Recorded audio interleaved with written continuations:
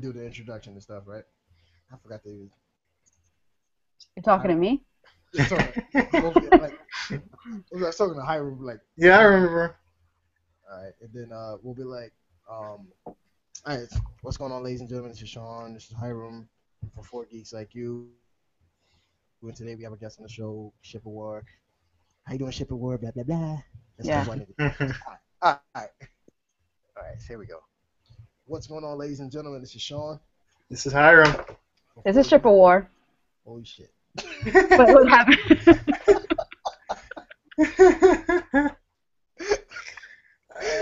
No, we're good. I was gonna introduce you. Okay, my bad. Carry on. It's alright. It's alright. All right. Here we go. What's going on, ladies and gentlemen? This is Sean This is Hiram. for Four Geeks Like You, and today on our show we have Ship Award. What's going on, Shipper? Hey, you guys. How you doing? Thank you for having me on the podcast again. Of course. Glad to have you back. So, Teenage Mutant Ninja Turtles. Before we even talk about the film and what we thought about it, let's talk about where it all started for us. Like, Shepard, what introduced you to Teenage Mutant Ninja Turtles? You remember that first moment when you first saw it? Oh, great, my dog's barking. Hold up. Hold that thought. Shit. It's all right.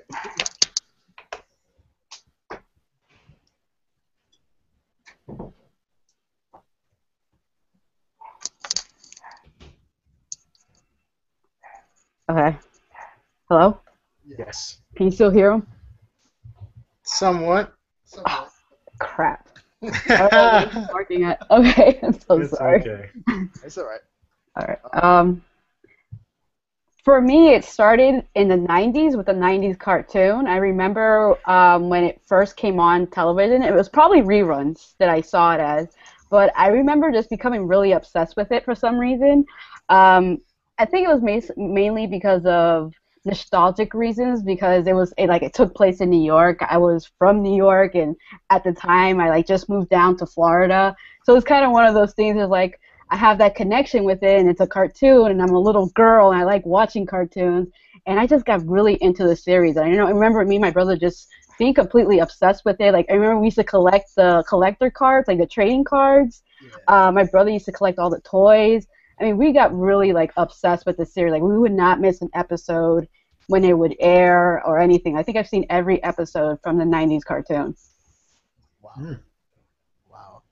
Yeah, man. For me, I don't know, man. Like, I guess it started with the comics. I remember my brother came home with it, and the black and white one, and I was just like, turtles. Like, he was like, yeah, man, don't touch my comic. And he went to work one day, man, and I was in the room reading through it. And I was like, oh, they can fight. And it's a rat. Oh shit, like this is pretty cool, man. And then lo and behold, on Channel 11 back in New York, WPIX, they showed the cartoon, and I was just like, oh, these are the same guys. And watching it, it was just like, it's just pretty cool, man. Like, it was definitely different from the comics because Oh yeah. yeah, in the comics, like in the cartoon, Splinter's like, my son, I just want you to fight Shredder, and we'll defeat him in a good way. In the comics, he's like, yes, so I trained you guys. It's time for you to go out there and kill that motherfucker. All right, like, we're gonna go out there, you're gonna kill him, and that's gonna be that. I was just like, whoa. But yeah, man, I mean, like, Teenage Mutant Ninja Turtles was my thing. I guess like even the Nintendo game, like I love that game. Man. Oh, I remember that.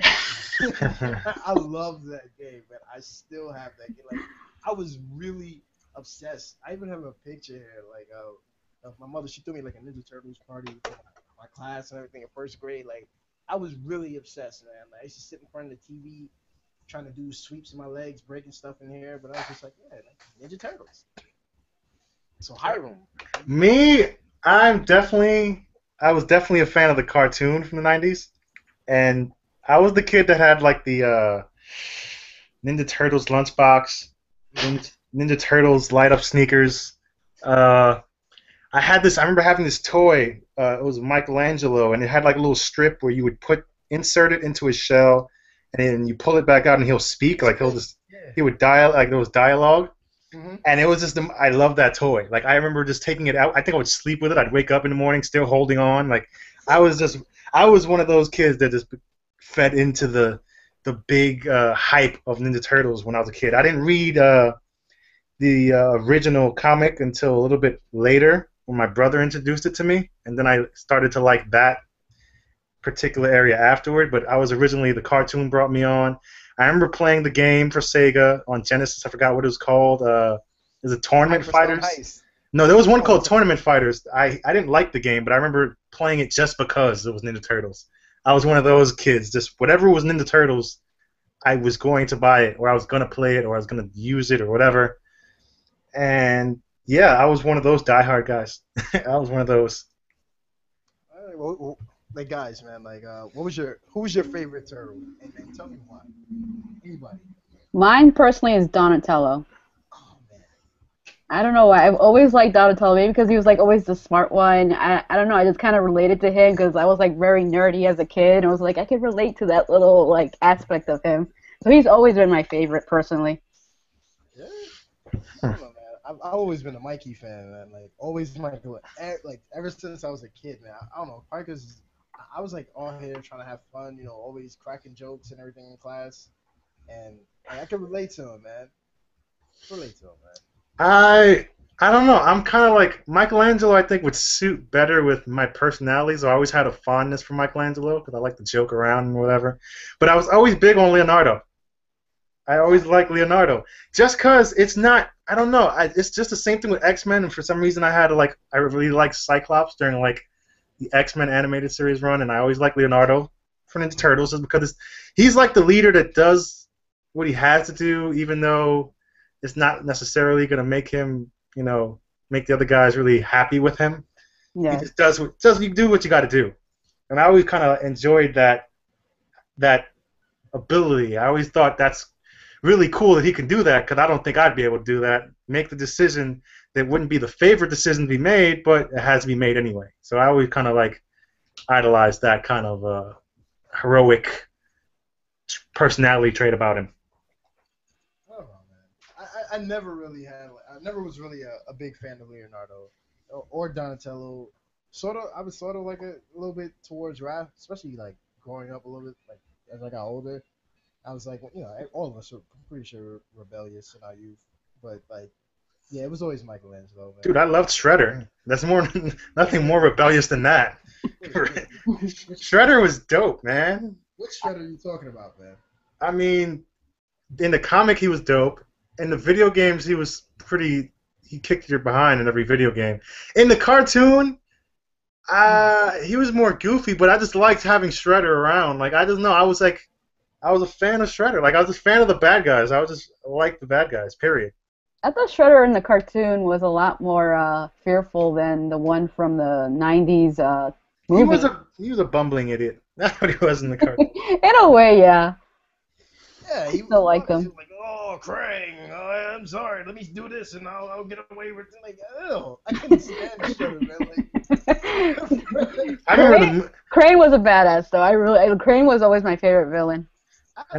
Krang, like the animated series, the original. Yeah, yeah. I don't like.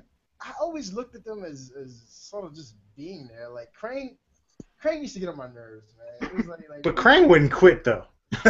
Krang was like he'll get beat and he's like we'll get you. Like he's He was very still coming. determined. He was very determined. like Krang was He had more. He was more courageous than Shredder in that cartoon. I'll give him Wait, that. Yes, he was. Shredder was a punk, man. Yeah, he was. But Krang didn't really do anything. He just came up with ideas. Oh, Shredder, I'll give you this. He came up with the idea. Shredder would just have them do it, and then once everything's going down, Shredder kind of always broke down. Like when I say I like Shredder, I'm thinking more of the movies. I'm thinking more in line with the movies. In the movies, when Shredder was like, especially the first one, when they first showed Shredder, I was like,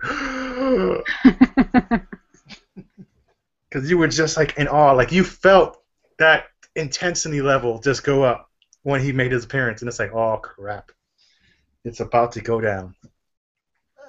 All right, I can agree with you on that. I mean, again, like my issues with Shredder was just like from the original one, it's just that he was goofy, man. I'm just like why? Everything was goofy in that. That's why they made fun of it in the in the newer Ninja Turtles Turtles, cartoon. Turtles Forever. Yeah, I Yeah. mean, but still, man, like reading the comics, it was just like Shredder there was a badass, man. Then you watch this guy and you're just like, you're a punk. Like Krang is a brain. Just throw him out of that little android, ball-headed android. Like what are you gonna do, Krang? Like he doesn't have any powers. Just like kick him. And Shredder always be like, one day, Krang, I'll get you. Like what? Just throw him out of the damn suit, man. I I don't liked know. him. I don't care what you guys say. I liked him.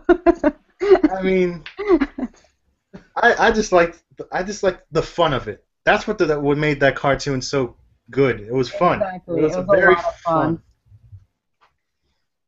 I'm not really a big fan of them mocking it on Ninja Turtles Forever, but it was still fun. All right. Yeah. Like I just couldn't stand Shredder, man. The only cool thing about Shredder was James Avery voicing him, man. Like that was just like, yeah, James Avery. Yeah, James It's Avery. Uncle Phil, man. Come on. But yeah, man. I mean, speaking about the original animated series, man. Like, are you guys fans of the? I have to say trilogy. What? So yeah, I have to, man. I mean, don't get me Listen, the wrong. third movie doesn't count. It did not happen. It doesn't exist. All right, we're not even discussing anything that actually happened right now. All right. So what did you guys think about the the first two movies? The first two movies were. The first one was the best. It is. The first one. The first one is by far my favorite of all of them that ever happened. Even the animated one that happened in the early 2000s or mid 2000s. Yeah. It's by far the best one. Even the second one, I enjoyed it for what it was. Mm, Even though it had a lot of flaws and it was much more campy than the first one was. definitely. Definitely was. The third one, I honestly have never went back to rewatch it. I remember That's like watching it when it came out and like being like, I hate this movie, and that never never went back happened. to watch it. I can honestly say the same thing. Like I've never like I think I saw like the third movie when I was like in fourth grade, man, and some one of my friends had brought it in to watch in school and stuff, but like I've never seen that movie again. And I could say like the original 1990s film, at least for me, was like a big deal, man, because the original cartoon came out in '87. So like when it came out with a live movie, I was just like awesome. Like you're finally seeing the turtles in live action on the big screen, man. And I guess like the second film, I heard that I heard it had the same issues where that Star Wars Episode 3 had, where parents were like, well, Ninja Turtles are way too violent. We have to like tone this down, and that's why in the second one, in the beginning, Michelangelo, instead of using ninjas, which none of them didn't really use any of their weapons in the second film, instead of using his nunchucks, he picked up freaking sausage links, and it's just like, I remember that. yeah, man, I it's remember like, that scene. That opening scene wasn't bad though. That was no, a I fun mean, opening scene. but it definitely like you can definitely see the Yeah. things Now look, yeah. like it was just like, hey guys, look at me walk the dog with the yo-yo. Like what?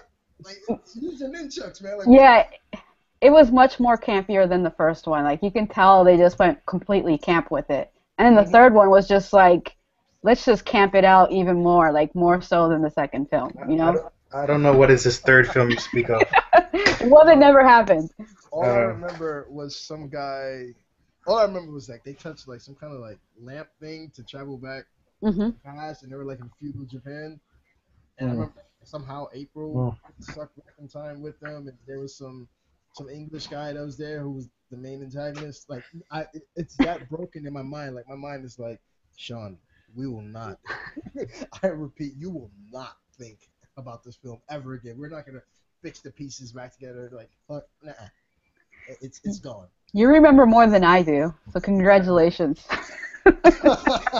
Like serious, that's all I remember, man. It was like some English guy, them touching a lamp. Oh no, wait! They actually touched a lamp. See what you guys are doing, man. They touched a lamp. Together. Yeah, and then they brought back four Japanese guys to modern time, and they went back to the past and split I everything. mean, this concept is pretty bad. I never saw this proposed movie that you're discussing. It's fan fiction. Yes, this is fan fiction right now. They would never make a movie this bad. I mean, but the whole concept of Teenage Mutant Ninja Turtles is something that was like far reach, especially for its time, but it worked. You know, like if you look like if they were to pull something out, I guess for this time, do you think it would have worked as well as it did in the '80s? Like people would have accepted it more now than they would have back then. No, I don't think so. Especially with how popular superhuman superheroes are these days. I Hmm. don't know, maybe it's possible if they did it, like the original comics were darker. Yes. And we've yet to see a really dark Teenage Mutant Ninja Turtle movie or cartoon or anything like that. Like they've never really taken from the original origins of that and like transitioned it into something like live action or cartoon. I think the Even first one was pretty close it to was. I mean, Yeah, it it, was in it a was way. a. It was pretty deep. I mean, there was you felt for some turtles. Like those were turtles on screen, and you felt feelings of sadness or whatever evoked by those freaking turtles, and you didn't feel like a fool for it. Like that's how good it was. It was well written, yeah. and I don't think they've gone to that kind of emotional place where they've written something that good in terms of bringing drama to the screen with turtles. They Yeah. didn't try. They just say, you know what, we're ninja fighting ninjas that are turtles, and we're gonna just stick to the status quo of what's been used so far. I Yeah, think man. the reason behind that is because they feel like the Ninja Turtles is for children and that's it. Like it doesn't go beyond that. Like they can't make it into something more serious.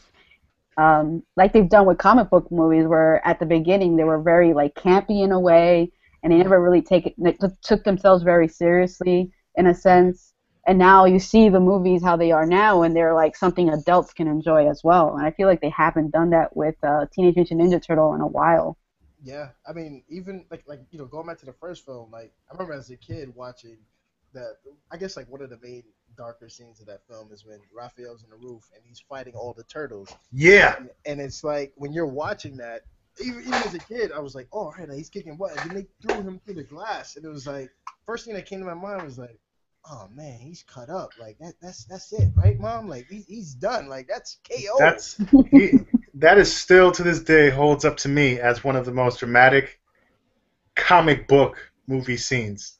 Mm-hmm. Still, that whole him getting beat down and them waiting for him to finally wake up, and when he finally does get up, when he finally gets up and he calls it, they call everyone over. I believe it's Leo, and he's calling everyone over. Mm-hmm. He's up, and I was like, oh man, it's not crying. It's just Nah, got I to think see my eye. and again, like you said earlier, like that the 1990s film had a lot of emotion behind it, especially that scene where they're all together and Splinter comes out through the flames and he's talking to them. Like, I love that scene, man. He's like, you guys have finally come together. You're united. I love you all, my sons. Yeah, they And they focused. show they show Michelangelo crying. I was like, as a kid, I was like, oh shit, that's right. Yeah, they focused on the concept of family and unity and just having each other's back as family and all that, and it led for some really dramatic scenes. Yeah, I mean, even at the end, Really good. they got their ass kicked by Shredder. I mean, so the point of You them lie. the point of No, them uniting was just like a waste of time, man. 'Cause it's like, all right, we're gonna go one by one. Like I still like even as a kid, I was like, listen, like he's beating you up one by one. Why don't you all four just charge this dude? but Because even towards that part of the movie when Shredder makes a comment insinuating that he killed Splinter, and Leo comes to the front and says, "You lie!" Like you just felt the emotion of just like, "Oh, this guy, no!"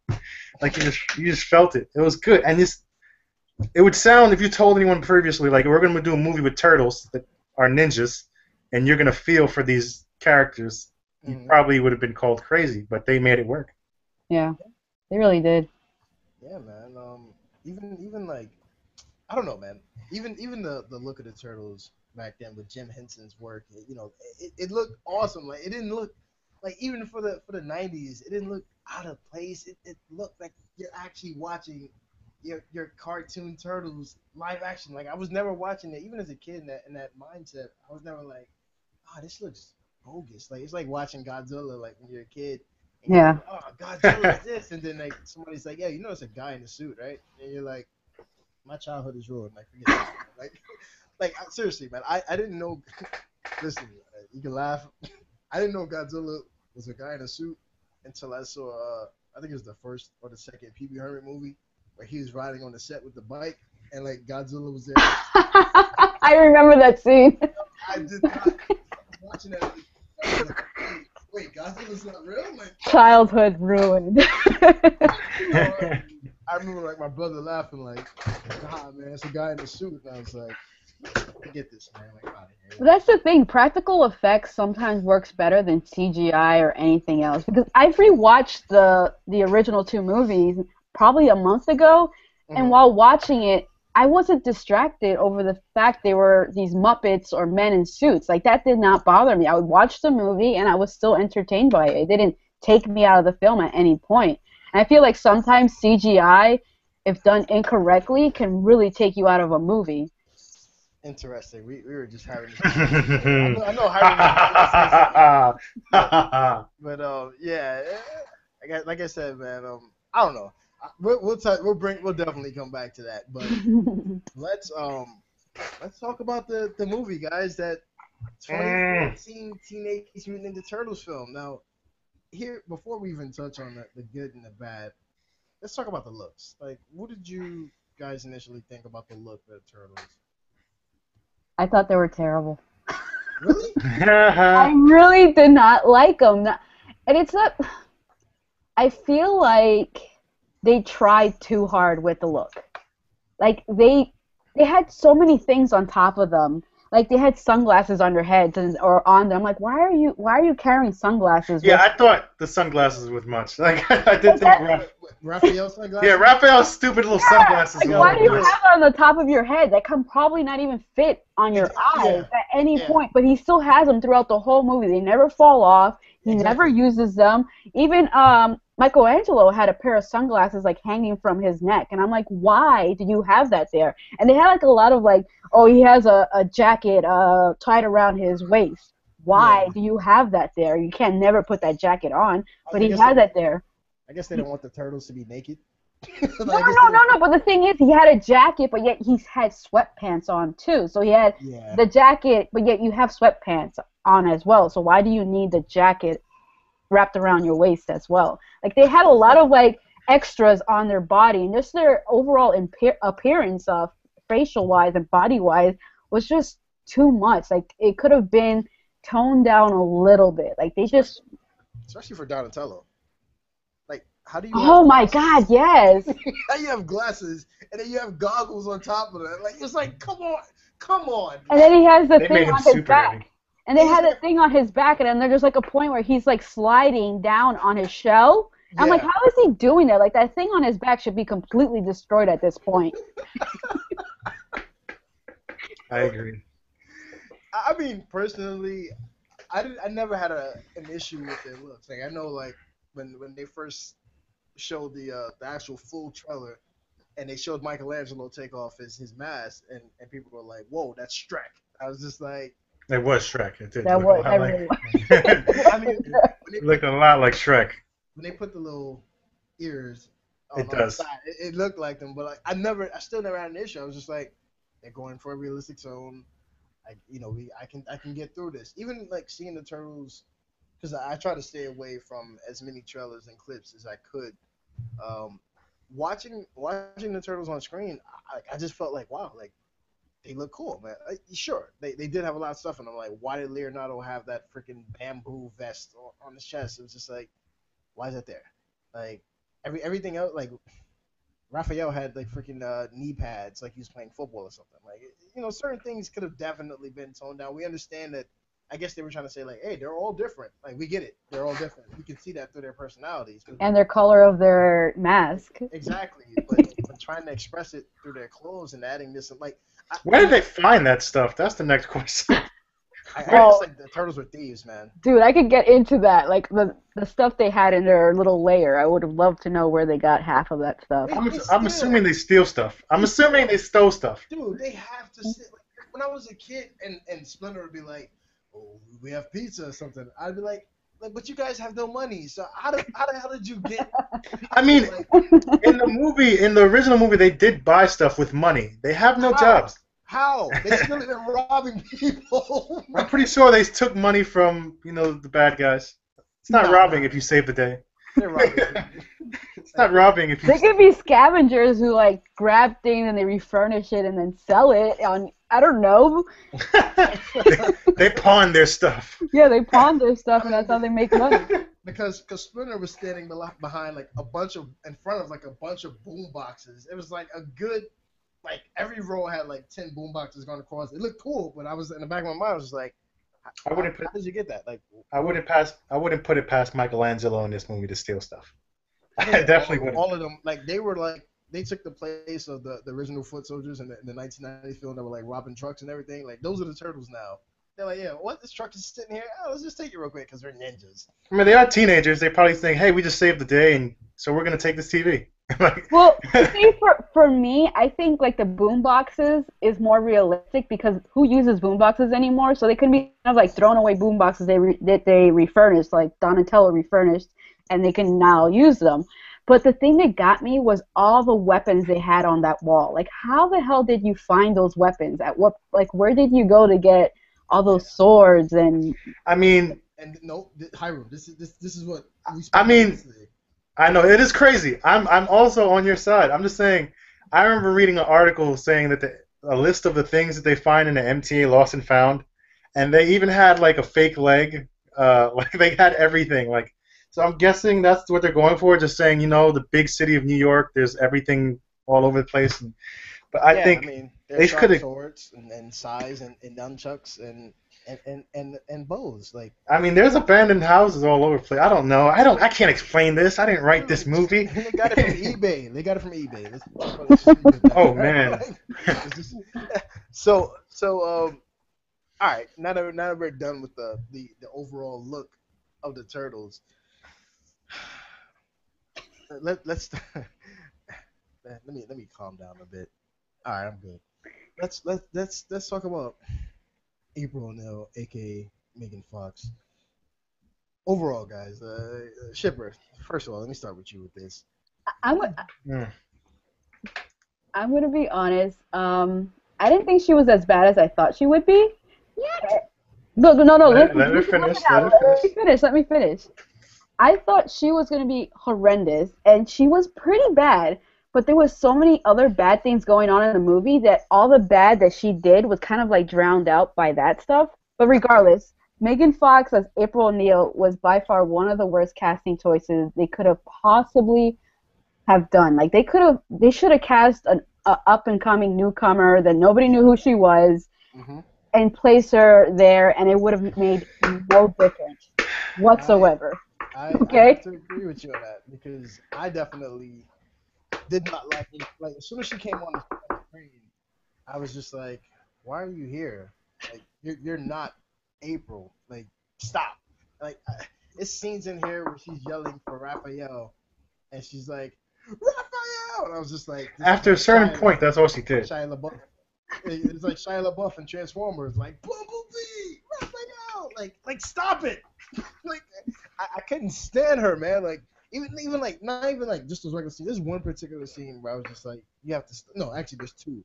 When she came back from dealing from seeing the Foot Clan and everything, not even the Foot Clan, the Foot.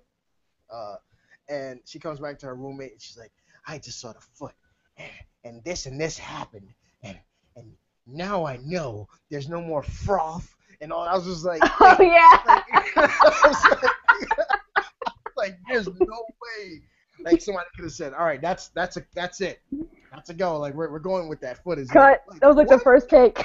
Like what are you doing? Like seriously. And then when she's trying to explain to Whoopi like what she saw, she's like, "They're turtles, and I had them when I was a kid. And yep, you see this sign right here? It stands for family." Oh my gosh. Like, oh come on, man.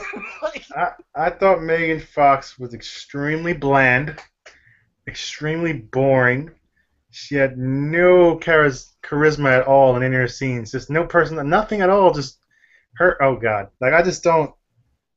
Like you didn't feel any of her lines. Nothing. You just didn't feel it. Like I don't know what the decision to cast her was based on, but it was based on the wrong things completely. Because she gave nothing at all. I mean, I would if she didn't phone it in for this movie, then I think her her acting credentials need to be revoked.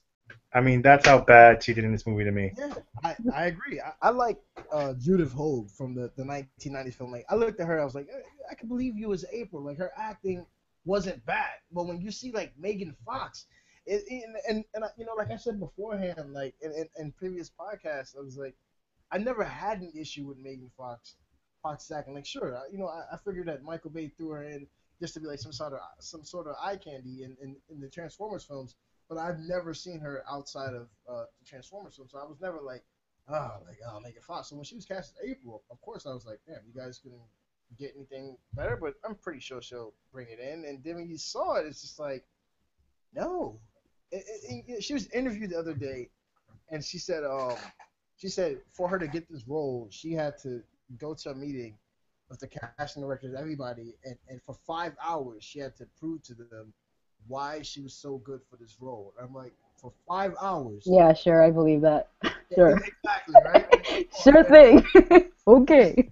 She's like, for 5 hours I had to beg and plead with them to prove that I was good enough to be April O'Neil, and I'm like, What she's saying is she locked them in the room for 5 hours and would not leave until they said that she had the role. That's what happened. Honestly, I think the reason why she was cast was to get people talking because there was a whole big thing with her and Michael Bay, mm-hmm. how, she called him a Nazi and blah, blah, blah. And I feel like it was like basically a way to get people talking about the movie and her casting as April O'Neil, which did work because when she was cast, like the internet blew up, not in a positive way, in a very negative way. And then a lot of people were questioning, like, wait, what happened there? I thought Michael Bay and Megan Fox didn't like each other, so how did that happen? Like, it created kind of like a promotional thing for the movie. True. I mean, the media did go crazy, though, already when they had the whole Ninja Turtle concept with the alien background. Yeah. I remember that, too. Oh, that pissed me off. Yeah, But I mean, I just don't. They mentioned No, I'm saying they mentioned the alien concept in one stupid line where she could have delivered that in such a more of a smart ass kind of way, like just to wink to the audience when she said, "No, they're not aliens. That'd be stupid." And I just looked at her like, "You sound so stupid just saying that." It's just yeah, for real. Her facial expressions too, man. Like, I'm not just talking about the whole passing out scene. Just like in certain scenes overall, I was just like, why are you doing that? Like, get out of here, man. There's so many other people that you could have chosen. yes, the funny thing is as to why I said she wasn't as bad as I thought she would be is because I have seen her in other things outside of Transformers where she was way worse than what we saw in this movie. Okay, like I would not suggest for you to ever like seek it out. And so I was actually kind of surprised that she wasn't as bad as I've seen her be. Like she actually semi kind of improved when delivering some lines and some emotions, but it wasn't anything that was like groundbreaking or anything like that. Yeah, definitely not groundbreaking. Definitely not groundbreaking. I mean, I don't know, man. Like I still say that they could have got somebody better. I remember like she said in another interview recently that she was like that like something along the lines is like if people are hating, like fuck them or something like that. Like to shut the fuck up or something like that. Yeah, it was fuck like, off. I think was fuck off. One of those, yeah, something like that. like you're really like. Well, I have one word. Well, I have one thing to say to her. No, she needs to fuck off, right? She did a bad damn job. Oh my gosh, man! Like I don't know, man. Like I just gave it like it definitely took me out of enjoyment. Like when you first of all, it's not like they cast her as somebody like I forgot the girl that April. I used to work with April in the cartoon. Man, it slipped my mind. If they had cast her as that, or somebody like if they had cast her as April's roommate instead of that other girl, then they'd be like, oh, okay, like Megan Fox is there, ha ha ha. But, like, actually, that other girl would have been a better April than Megan Fox was. Yeah, I actually did. Like there was like you could tell like her smart. Like she made me laugh more. Like she was like, "Mom, I need to like basically this girl right I want to go back home. Yeah, man. Like that actually would have made sense. That actually, yeah, I never thought of that. She would have been better, way better. Way better, man. It's just like damn, like I don't care like if you're trying to like settle some kind of thing and be like, hey, you know what, like let's break bread over this movie. Like Ninja Turtles is not something you break bread with and take that risk and be like, it's gonna, we're gonna sit down together and sing Kumbaya around the campfire. Like, no, we're not because you're delivering us Megan Fox's April, and then on top of that, we have to deal with this horrible script. Now, let's talk about the freaking horrible script here, people, Oh because my my god. God, let me like within the first minute, things went wrong, and I'm not even like trying to be a quote unquote hater or anything. I'm being realistic here because notice that in the beginning, Splinter somehow knows about Shredder and the foot, okay? And he's telling the turtles this while they're young. He's like, don't go above ground because the foot and Shredder, and Shredder runs the foot. But yet and still, everybody else outside, they know nothing about the Shredder guy, right? But somehow Splinter knows who Shredder is. He knows it. But we're not giving any background on how Splinter and Shredder know each other. Even when we finally see Shredder in the armor and he's fighting Splinter, they're talking basically alludes to them meeting before that sewer fight. Like they were talking to each other like, yeah, all right, we're meeting I, again. I think they left it. Again, it's poor writing, but I think they left it. They wanted you to assume that somehow Shredder knows. I mean, Splinter knows Shredder from his days in the lab. I'm guessing Shredder happened to walk by, like, hey, how you guys doing? No, I don't know. That's a far reach right there. I guess that's what they're trying to That's insinuate. No, that's a that's a big far reach. reach. You're reaching with that 'Cause one. it's like, I'm guessing that's what they want, because there's no other option. There's no other. Yeah, How there's an else could option. they? They don't give you another option. They Bad writing. they really the thing is what he's talking about, like basically the origin story of how they become who they become. Mm-hmm. It's just so stupid. It's just so dumb that he learns how to become a karate master through a book. Through a book. Through a book. And the thing That was too. Where do you find that book? I go to the bookstore and can't find that book. How did he just find it in the?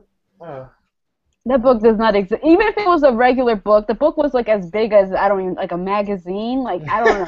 It wasn't a big book to begin with. Martial arts for dummies. That's what it was. The thing that kills me is when they show him when he's already like transformed into a talking rat with a human intelligence. He has the hair of a sensei. Yes. And I'm like, okay, he has it, and then later, once the turtles are bigger, like they're probably like 10 years old. I don't know how old they are. They're much bigger. They're already talking and walking around and playing around. He finds the book. I'm like, why do you have that hair prior to even finding the book? I mean, there was so many like ridiculous little like things in the movie. It just did not make any sense. I don't know if like I'm still like I want to know.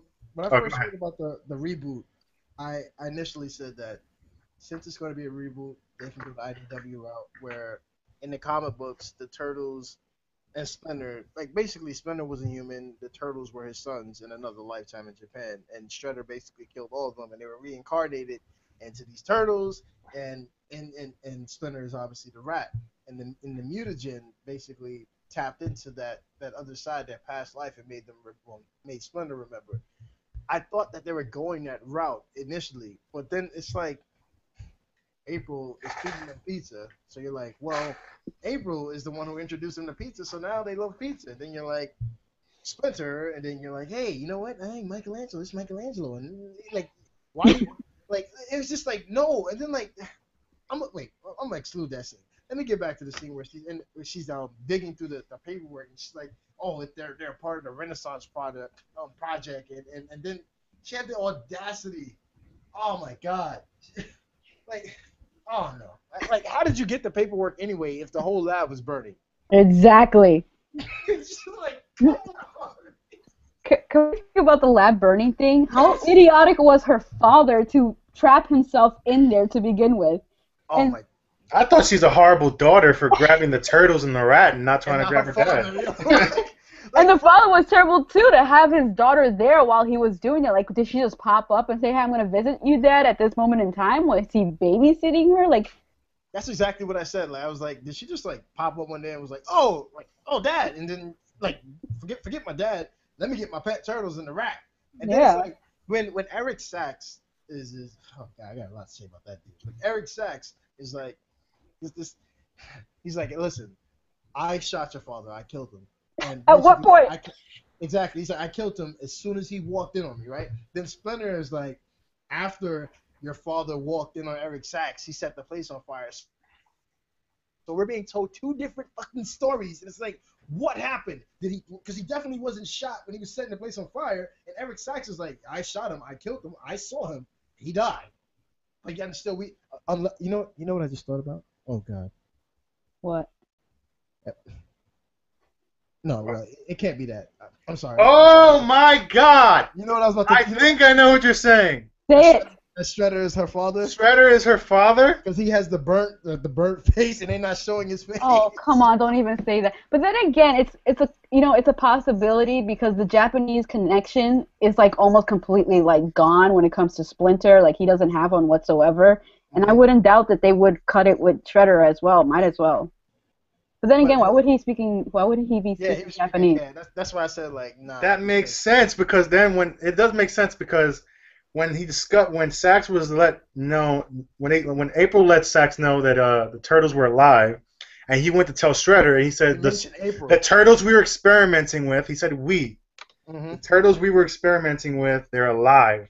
So I'm looking. At that time, I thought, well, Shredder was experimenting. Like what the? And that would also make sense. That would also make sense. No! He knew about who Raphael was when Raphael disappeared. He was like, Raphael. And I was like, wait, how the hell do you know who Raphael is? And This is not happening. You guys are putting too much logic into this. I don't think this is not happening. They didn't think that hard. I don't think so. I definitely don't think it's that way. Like they're gonna go that route. Obviously, Yeah. because Sax is like. If anything, we just ruined their chances of going that way. Unless they really do pull that shit out, because again, like he was set on fire. Eric Sachs was like, I killed him, and then he set on fire because his face had been burnt, and that's why they're not showing you. But then again, why hide his face if actually we did see April's father's face. Like if they had, yeah, but and he then wasn't a looked Japanese Asian. man. Yeah, Shredder looked Asian. All right, so they definitely can't go that route. But yeah, I mean the whole thing about I killed her, I killed your father, and then. Well, your father birthed himself. It's just like which one is it, guys? Like, cause yeah, exactly. Like, what's going on here? Eric Sachs, man. Like, what did you guys think about Eric Sachs? Because I didn't look at him. He was horrible. This is another scenario where I'm placed in where we get this villain, but he's not that much of a threat, and his reasoning for doing what he wanted to do, spread the freaking virus amongst the city. It's so like 80s, like it's like right out of an 80s movie. Like I'm going to create a virus and then cure it, and then everybody will join me. Like it also reminded me of the Amazing Spider-Man with the lizard. It was almost like the same exact premise. I said that at the screening. It was the same exact idea. Down to the tower and everything. It was like when the tower fell. Exactly. Yes, I was like. Wow. It's like they bought the template for that, and just to save money, they're like, let's just take this footage and just copy and paste it into this movie. They were watching the Amazing Spider-Man on DVD while they were writing the script. Yeah. So they just said, you know what, we're at the deadline. Let's just take this from this movie and we'll be good. I mean, basically, man, because it's. I mean, the whole story is stupid because they're like. First of all, we get no background on Shredder. They didn't even call him a Rokusaki, which sort of like pissed me off a bit because I'm like, you're just calling him the Shredder. Like, why not say who he is? You know, his real name or whatever. Even though I can get over that. One of my other problems is that again, why is his face like held in the dark? And it's not like they were like, well, it's a dark room, so we can't see Eric Sachs' face either, or we can't see Karai's face. You could see their faces clear as day. When they showed Shredder. It was like fucking darkness and like a silhouette. Like you can see someone of his face. And they were like, well, listen, this guy is going to ask for a lot of money. And we don't want to pay him that money. So we're just going to show like a little silhouette of his face. And that should be that. Like, why not show his face? My whole thing is, what is Shredder's like side of the deal. Like his side of the deal, it was I think he was supposed to run New York, but I don't think that's his style. That he's gonna run New No, York. Shredder He wanted to. wants to, He just wanted to bring his the Foot Clan back out of their so-called myth, because but from when he how told is Karai, he said that that people are looking at them now like they're like a myth, like they don't how is exist. but how is Sack's plan going to put the Foot back at that position? I mean, he wanted to be the ruler of pretty much. He wanted to run New York, but I don't even know. Forget. I hate this script. Yeah, it doesn't make any sense. Like when you try to think about what is the motivation behind all of it, it doesn't make sense. At the end of the day, it just doesn't. Why are they doing what they're doing? Like they could have done it another way, but no, they want to do it this way with a cure that they don't have, Exactly. but they're trying to My, get. It's like, and if I don't think Shredder would be so small-minded and say, "Yeah, we're gonna do this in New York." I think he would say, "We're gonna do this the entire United States. We're gonna hold this whole country for ransom or something." Like that's something Shredder would do, not just, "Yeah, we're taking over New York. You guys can keep like New Jersey and Connecticut and all those other places. We don't like those places."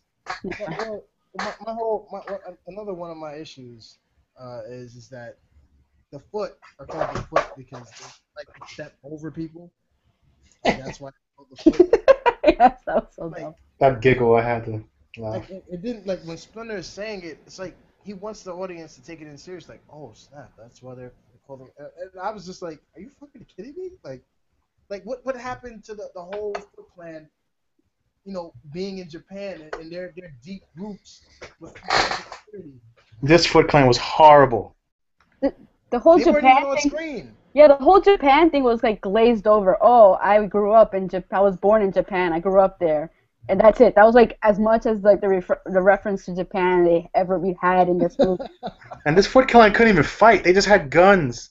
That's it. They really couldn't fight. It's Let's just not even call them the Foot Clan because first of all, they weren't even on screen. They were on screen like 2 or 3 times the most, tops. the Okay? Foot Marines. That's what they were. And they wore like freaking Call of Duty masks on their face. Like I was supposed to be like, oh snap, that's badass. Like no, that's not badass. Right? That's not the Foot. Like why would Shredder have a bunch of mercenaries rather have his ninja? He You know, even beat the crap out of his own Foot member. How am I supposed to believe those guys are dangerous when he beat him in about 5 seconds? and then he's like he goes to Karai, who again we don't even know her name.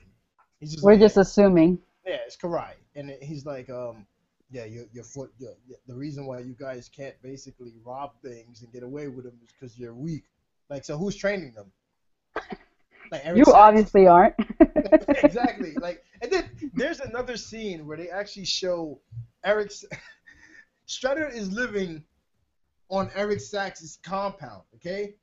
And they show a helicopter, the propellers. I said this in the screening, man. They show the propellers moving and shit, as if Eric Sachs was like, all right, let's take the helicopter from the other side of the compound and just land it over here on the other side, and then we're gonna act like we're going to see Shredder. Like, we need to do that in order to go see Shredder, who's living in the fucking basement of my compound and shit. Like what's going on here, man? Why is Shredder living in your compound? Like, who's running things too? Because it looks like Shredder should be the one at the top that's like, listen, I control you. I laid this plan out. You follow what I do. And it's like Eric Sachs is like, yeah, well, you know what? I'm going to spread this virus. Like Yeah, I don't necessarily ever get a feeling for like who is the one in charge, because Sax is not afraid of Shredder. Everyone else is, and Shredder necessarily. It's like I don't know who's the big boss here. I just don't know. And Zach's the one that has the money too, so it's like exactly. who's the one that's running the show? Let me ask you a question. Eric Sachs said that when he was in Japan, he lost his father, and the Shredder basically brought him in. It's like, you know, took over like as a surrogate father. So he was like, you know, he became my master. So Eric Sachs knows martial arts. Yeah, which he never used. He had a gun in his hand most of the time, so. He wore black a lot. I don't know. I guess they want you to think. Yeah, he's wearing black. He knows martial arts. He knows what he's doing. I just didn't get that. He was like, yeah, you know, he took me in and he became my master. I was like, well, what kind of master are you talking about? What's going on there, guys? You're 13, right? He became my master. Did he teach you martial arts? No. Well, then what did he teach you? Like, yeah, He taught me nothing. taught me how to shoot. There was a lot of things in this movie that didn't make sense. The other thing that threw me off was the fact that when they were in the city, there was like no snow in the ground. Everybody had Yes. light jackets on. Exactly. And then when they go to Sack's house, which I don't know where he is, what location in New York or Yeah. Connecticut, I don't know where exactly he's located. It's a drive from the city. It's like a winter wonderland. I'm like, what's going on? Like What I've been to New York, and I mean the transition between the Yeah. city and upstate New York is different, but Here's not to that extent. here's what where they killed season is it? themselves. Here's where they killed themselves is that they actually mentioned the time it would take to reach Sax's mansion. And it's like they were like, Kawhi's like, we'll be there in 40 minutes. And I'm like, all right, so the only like Jersey from the city, because you guys are in like Midtown, so you're talking about 40 minutes. So you went to Jersey and it was like snowing and shit. Like, and it wasn't like it was like light snow. Like there was mountains covered in Exactly. snow. Like what was this, like an alternate universe or something? Because damn sure there's no place like that. It wouldn't make sense that And mountain and shit. Like I can understand you're like, well, shit, we'll be there in a couple of hours, because then I could be like, oh, Pennsylvania, Syracuse, something I, like that. But I you're like find it funny that April makes it seem like it's just a really quick ride. Like, you need to take me to Sax Estate now. Let's go. All right, let's go. And it's just like, all right, it's just a ride around the corner. But then what? Where the hell is it that there's snow? Damn avalanches. That's a lot of snow. All yeah, right. exactly. Like, what? Where the hell? They drove up to Canada somewhere. Yeah, like the only other place that I could say like it would be like snow like that is Cortland, New York, man. And Cortland, New York is definitely not 40 minutes away from the city. You're talking about hours, man. Yeah. So come on, man. When they're like 40 minutes, I was like, "Ugh, like what? Maybe Bear Mountain. It wouldn't be snowing like that. Like Bear Yeah, it wouldn't Mountain. be snowing like that either. And even that's really far. That's like a 3 hour or 2 hour drive from the city. What season is it during this movie? Well, the thing, I'm assuming it's like fall, maybe spring. Going by how people are dressed in the city, they're wearing light jackets. April O'Neil is just wearing a jacket, and that's it. Like there, at no point do you see snow on the ground in the city. Even when they're like, panning on top of the buildings, do you not see like any snow or anything? So it's like, what season are they in where there's so much snow? Wherever location, Sack's house is, like, I don't understand. Like, it did not make any sense. And that's the thing about this movie. Like, a lot does just not make any sense. Yeah. What did you think about, like, again, I'm gonna go back to the whole Splinter learning how to fight through the Oh, martial God. arts. Like, did you notice, like, because Splinter was a badass, man. Like, there's something, like, his fighting style, like, the way he fought was sick, man. I was just like, wow, like, okay, he's getting down. But then when he fought Strutter, he went like all Yoda. Like, he was just like, I'm not even looking at you and I'm blocking you. What? Hmm. And I was just like, for somebody who picked up a book, let's say, like you said, let's say that the turtles were like 10, right? Let's say we were to reach and say they were 8. Because right now they would be 14, 15. So you're saying that within that short amount of time, let's say 6 to 7 years, you mastered all those weapons. You mastered it enough that you felt comfortable teaching the turtles how to fight, okay? And you were able to do what you did to Strutter, who's obviously a badass outside of the suit. Like what's it just looks so stupid. Like I don't understand. Like, why would you deter so far away from the original storyline? The groundwork is laid out. Like, all you literally have to do is say, let's go with the ooze falling in the sewer, and let's go with a Rokusaki, coming into contact with a rat and the turtles, and let's go with that. But instead, I mean, Rokusaki, I'm sorry, Hamato Yoshi. But instead, you're like, nah, he's just a rat who found the book, and somehow he was able to master it. You see, that's the thing with this movie. They try to complicate things more than they have to. Like, when I was talking about the design, they complicated that. And then with the story, they try to make it more, like, I don't know, complicated and have this connection with April O'Neil. And it was just really dumb, the whole thing with Splinter, because it wasn't the only fact that he learned how to do karate, but it seemed like his whole life was Yeah. dedicated to it. He actually Hmm. had an accent as though he was, like, English wasn't his first language. It was actually, he spoke Hmm. Japanese. He was from Japan. He Hmm. was a rep from Japan, and his whole lifestyle is from that. And it did not make any sense with the way they went with it, especially with the whole finding the book. I mean, It was fine, unless but they really go with the whole in the sequel where they're like, well, before he was brought to Eric Sachs, he was actually a rat who was the same story where he saw his master. No, you can't even say he saw his master fight because he found the book and told himself. Yes, Ah, exactly. And the thing is, that's something, if they were going to go that route, they would have explained it in this movie, but they never did. He is a rat from New York City. He's an American rat. So how does he have an Asian accent, and why does he live this life of, like, of someone, a master of karate? Why does he wear a jacket that has a karate, like a Japanese symbol on it? Like, how does he know what that means? Why do the Ninja Turtles go around and tag things with a Japanese, why do yeah, why do they leave symbol? family everywhere they go? Like, what is that supposed to mean? Like, if you're a Japanese dude who's walking around New York and you see something that says family, like, is that supposed to signify something to you? Like, what? Like when April was like, yeah, they're going around and they're leaving this, the symbol, and it means family. And I was just like, I like how that symbol never came up again after that. never. Like again, here's another stupid thing that the writers forgot to fucking write in, and it goes back to their fucking lazy writing. Listen, April went to Whoopi, right? Uh-huh. She's like, listen, there are four turtles out there. Whoopi didn't believe her, right? Whoopi was like, all right, like, if you're gonna come at me that way, then show me proof. And April was like, man, they know karate, blah blah blah. Right after, she goes to Eric Sax's mansion and she shows him the picture on a fucking camera phone. Why did you not show Whoopi the same picture to be like, look, I shot this right here, this night. This is what they look like. Boom. Instead, you're gonna show her an actual picture of a turtle. Temporary memory loss. I don't know. Oh my gosh, man! And then, like, ah, I like remember why, getting really upset during that part of the movie. why even go?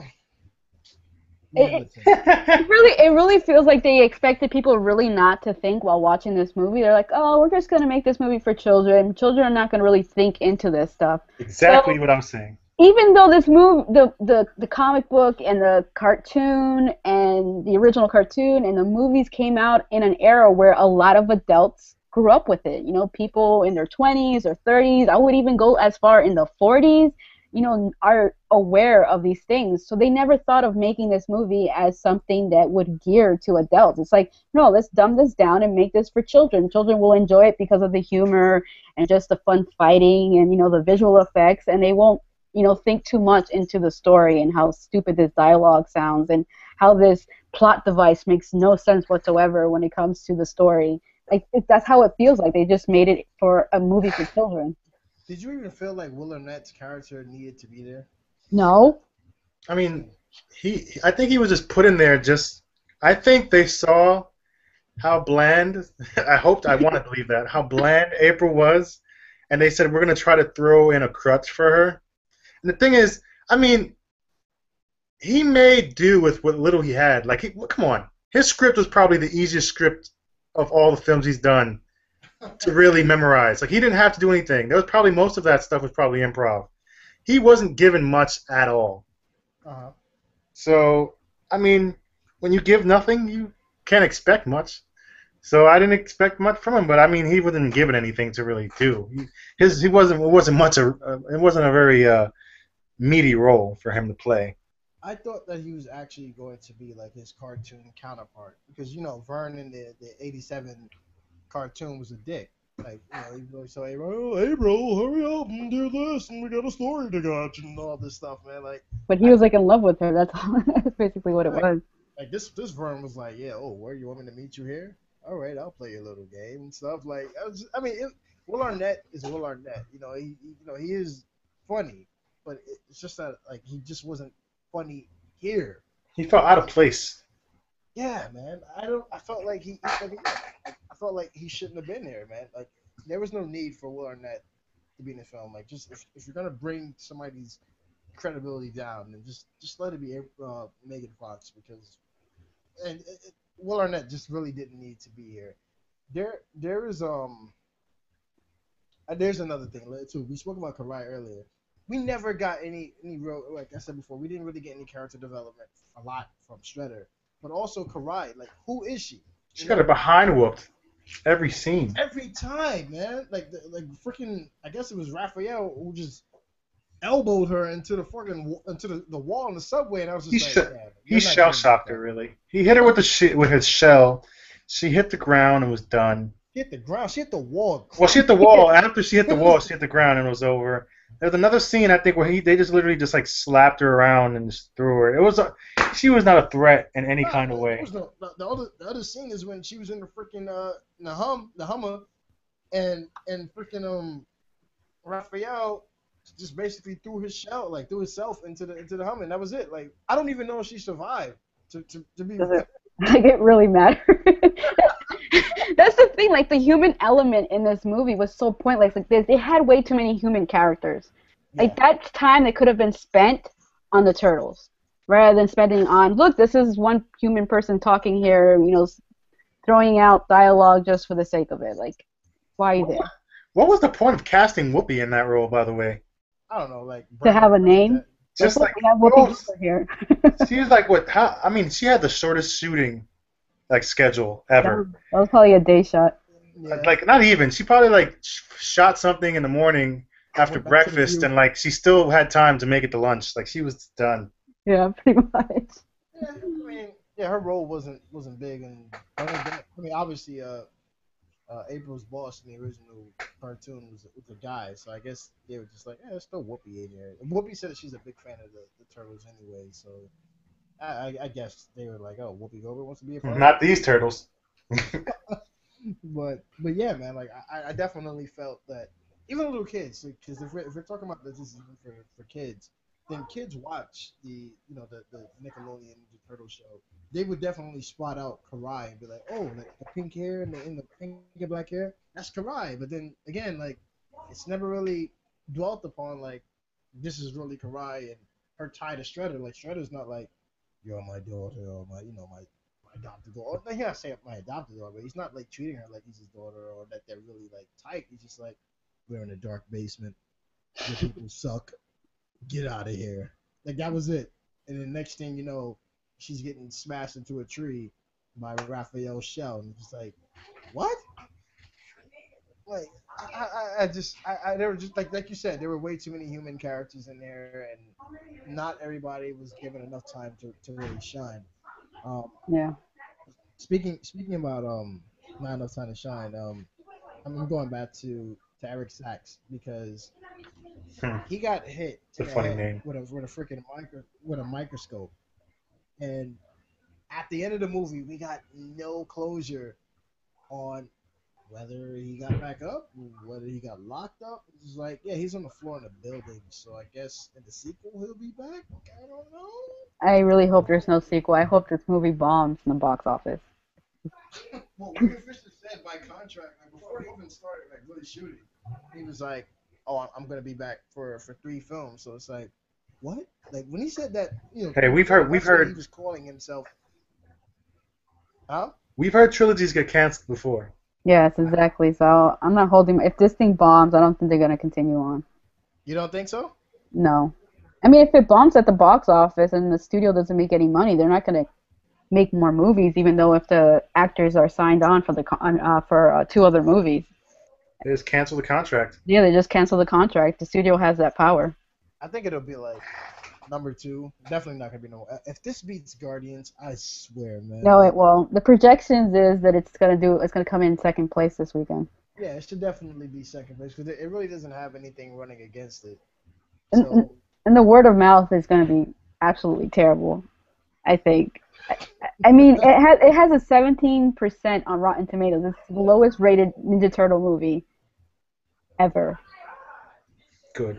I'm glad that other people really didn't buy. I mean, the movie comes out tomorrow, but like I mean, people at the that screening, people I know, applauded. dude. One of my friends, like I was saying, Scott from We Live Film, he just texted me a little while ago, and he's like, "I'm going into the screening now."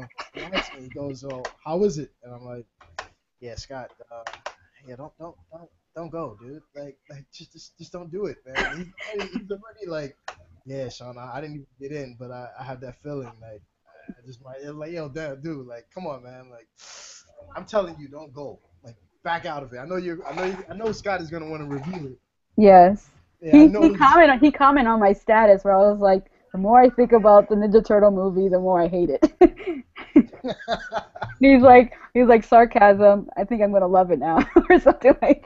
Nah, Scott's definitely not. I mean, I don't know. It would really be shocking Yeah, I if think it'd be shocking tomorrow. if he ends up liking it. What if he comes on? And he's like, yeah, man. Like I really love Ninja Turtles. Like 8 out of 10. I'm like, Scott, what? But yeah, I mean, like, what did you think about the last fight scene between them and the Turtles? I mean, Shredder and the Turtles. Like, did you enjoy that at least? Me? Yeah.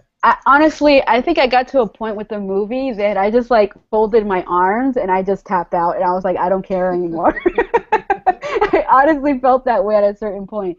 So like the end scene, fight scene, I guess it was okay. I mean, it was entertaining compared to a lot of other things in the movie. It wasn't one of the worst things. I thought it was a little clever how they did the whole thing where they used to like what was it called, hopscotch or bucket or whatever that little thing Yeah. they did.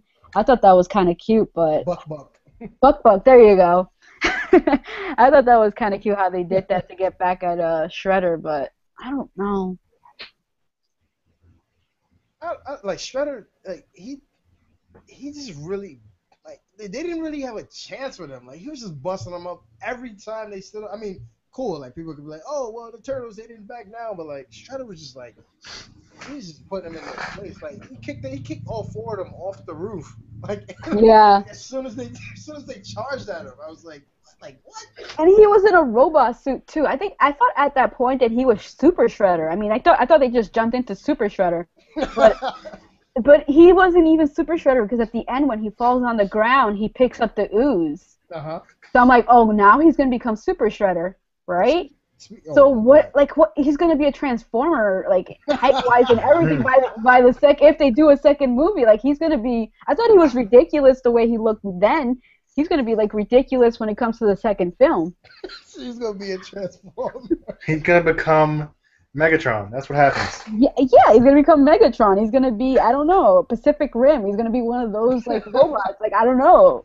Like I thought he was pretty like crazy looking for this movie, but What did you think about the whole falling down off of the tower thing when the turtles are falling down? Like, shouldn't they have died? Like, how did they?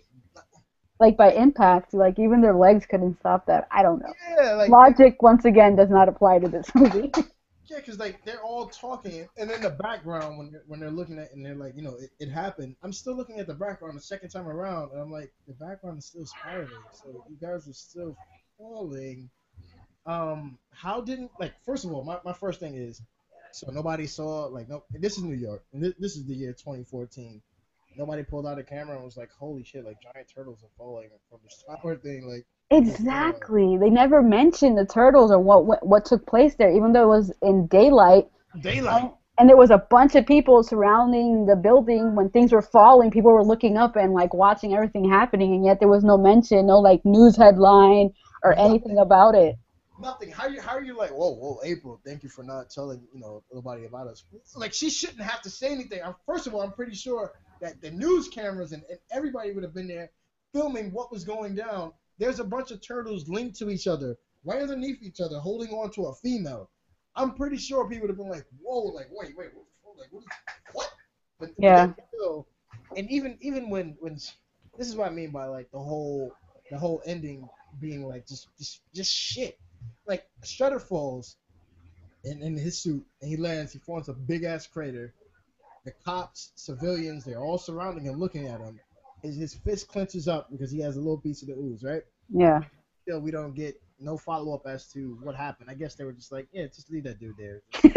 Just Let the like cops take care of it. exactly. It's like, okay, like, hey, we don't need to see what happened with that.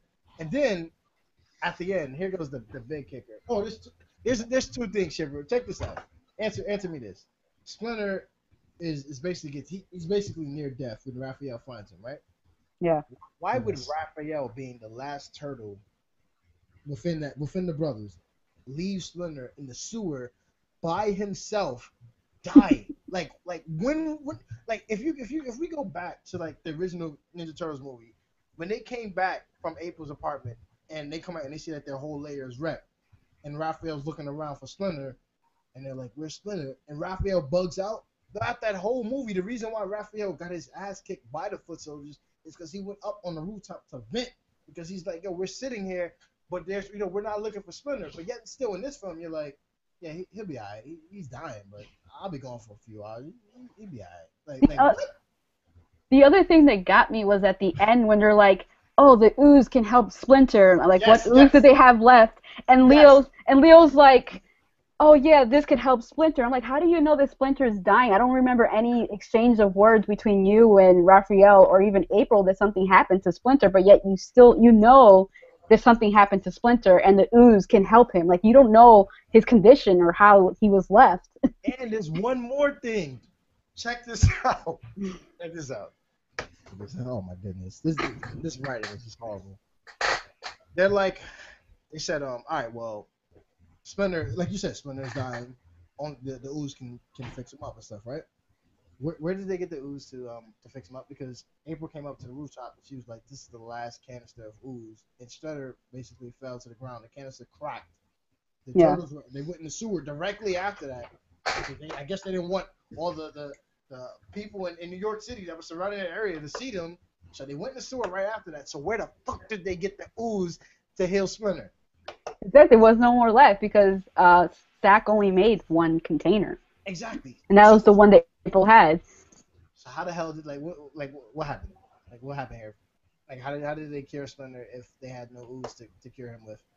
And I don't want to hear none of that. Well, they probably had some Donatello probably filtered their blood and gave it to them. Like no, no, no, no, no. As soon as they went down there, they healed Splinter, and Splinter's like still coming back to norm. And he's like, "Oh, get your knee off my chest," and all this stuff. Like, no, how did they cure Splinter? Like, it's just a bunch of stupid shit. And then at the end of the movie, we don't know if April got her job back or what. What is she like? Still jobless? Exactly. Like you see, that didn't make sense either. It's just like what? Like Oh God, this movie is so like it makes your brain hurt. it does. It does. Actually, I do have a headache, man. When I left the theater, the left side of my head was hurt. Like it just kept because I'm trying to make sense out of what I saw again, and I still could not because at the end I'm like, what happened to Eric Sachs? What happened to Shredder? What happened to April? Did April get her job back or what? Like what's going on here? Like they didn't mention none of that, and to leave the movie open like that, it's just so stupid. Like again, for the second time, I don't know if I saw the real ending or not. Like the only thing that changed in this ending for me was that, like the first screening that I went to, they didn't play Shell Shock. In this ending, they played Shell Shock, so I was like, oh well, maybe there's gonna be like an after credit scene or something. And then I sat there again.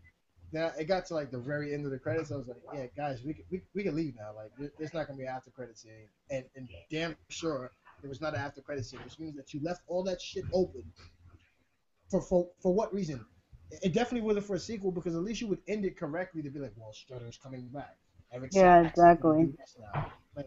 Like, how are you gonna start the sequel? Eric Sachs is still laying on the floor and he gets up and he's like, I have to try this again. Like what? Mhm. There's a lot. The thing that kills me though is like you said, the turtles are trying to hide themselves from humanity. Um, uh, because supposedly humanity did not see what happened on that tower. But then they're riding around in the in the turtle van that looks like very different from any other van, and it's painted as a turtle, which is kind of like a wink to the cartoon and stuff like that. I don't know if that was in the Mm, comics. Correct me if I'm wrong. No. It no, it was wasn't in the okay. cartoon. It was in the cartoon, so that's like okay, that's a nod to the cartoons, whatever. I had the toy, by the way. But it's like you don't want people to know who you are, and that's what you're trying to apply throughout the whole movie. You don't want to know that you guys exist, but then you design your turtle mobile as literally into a turtle, and something that's very like if you drove down New York City with that thing, people are gonna look. They're gonna be like, oh, look at With a great sound system, no less. yes, exactly, and the How lights did, and how, everything. I have a question. Where were they hiding this van? Like, did it just pop up out of the sewer or something like No, that? I think they recently acquired it. I'll give them that one. No, I Yeah. mean like, well, where are you gonna park it, dude? I don't know. That's a good one. What's going on Where here? What's where going did they on here? park it in the cartoons? I don't even remember. It was in the sewer. They got it in Yeah, the sewer somehow. Okay. but here it's just like it just popped up. They're like, hey, we decked it out and stuff. All right, you decked it Hey, I out. remember in the TV show, that horrible TV show, they had a motorcycle. I hope you're not talking about the TV show with the female turtle, that because that doesn't exist. Oh, well, that doesn't exist. I'm just saying, if they did have a TV show that was really bad with a female turtle, they had a motorcycle most likely. And, you know, again, like it's just like the whole ending just really, I'm starting to feel like maybe, and I'm not gonna pay for it, so I guess I have to wait until somebody comes online and like, oh, did you see that after credit scene? Because There I was one? still, no, I'm just saying like from what I've seen at the end of the trailer, I still don't believe that I got the real ending. Like for me to still feel that way, it's just saying something like, dude, like this movie's that bad where I don't feel like I really saw the real movie. So what do Because you mean by you don't feel like you saw the real ending? Like what do you think was supposed to be the ending? like some closure with Eric Sachs, like just knocking him out and Oh leaving, yeah, all of and, that. and Shredder just being like in the middle of the street. It's not like Shredder fell off the roof, like in the first film when he fell into a garbage can or some shit and they crushed him, like Casey Jones killed him or some shit, Yeah. quote unquote killed him, and it was like off the scene. Like he fell in public. First of all, he landed in front of people. And you So it's saw like, cops around him and everything.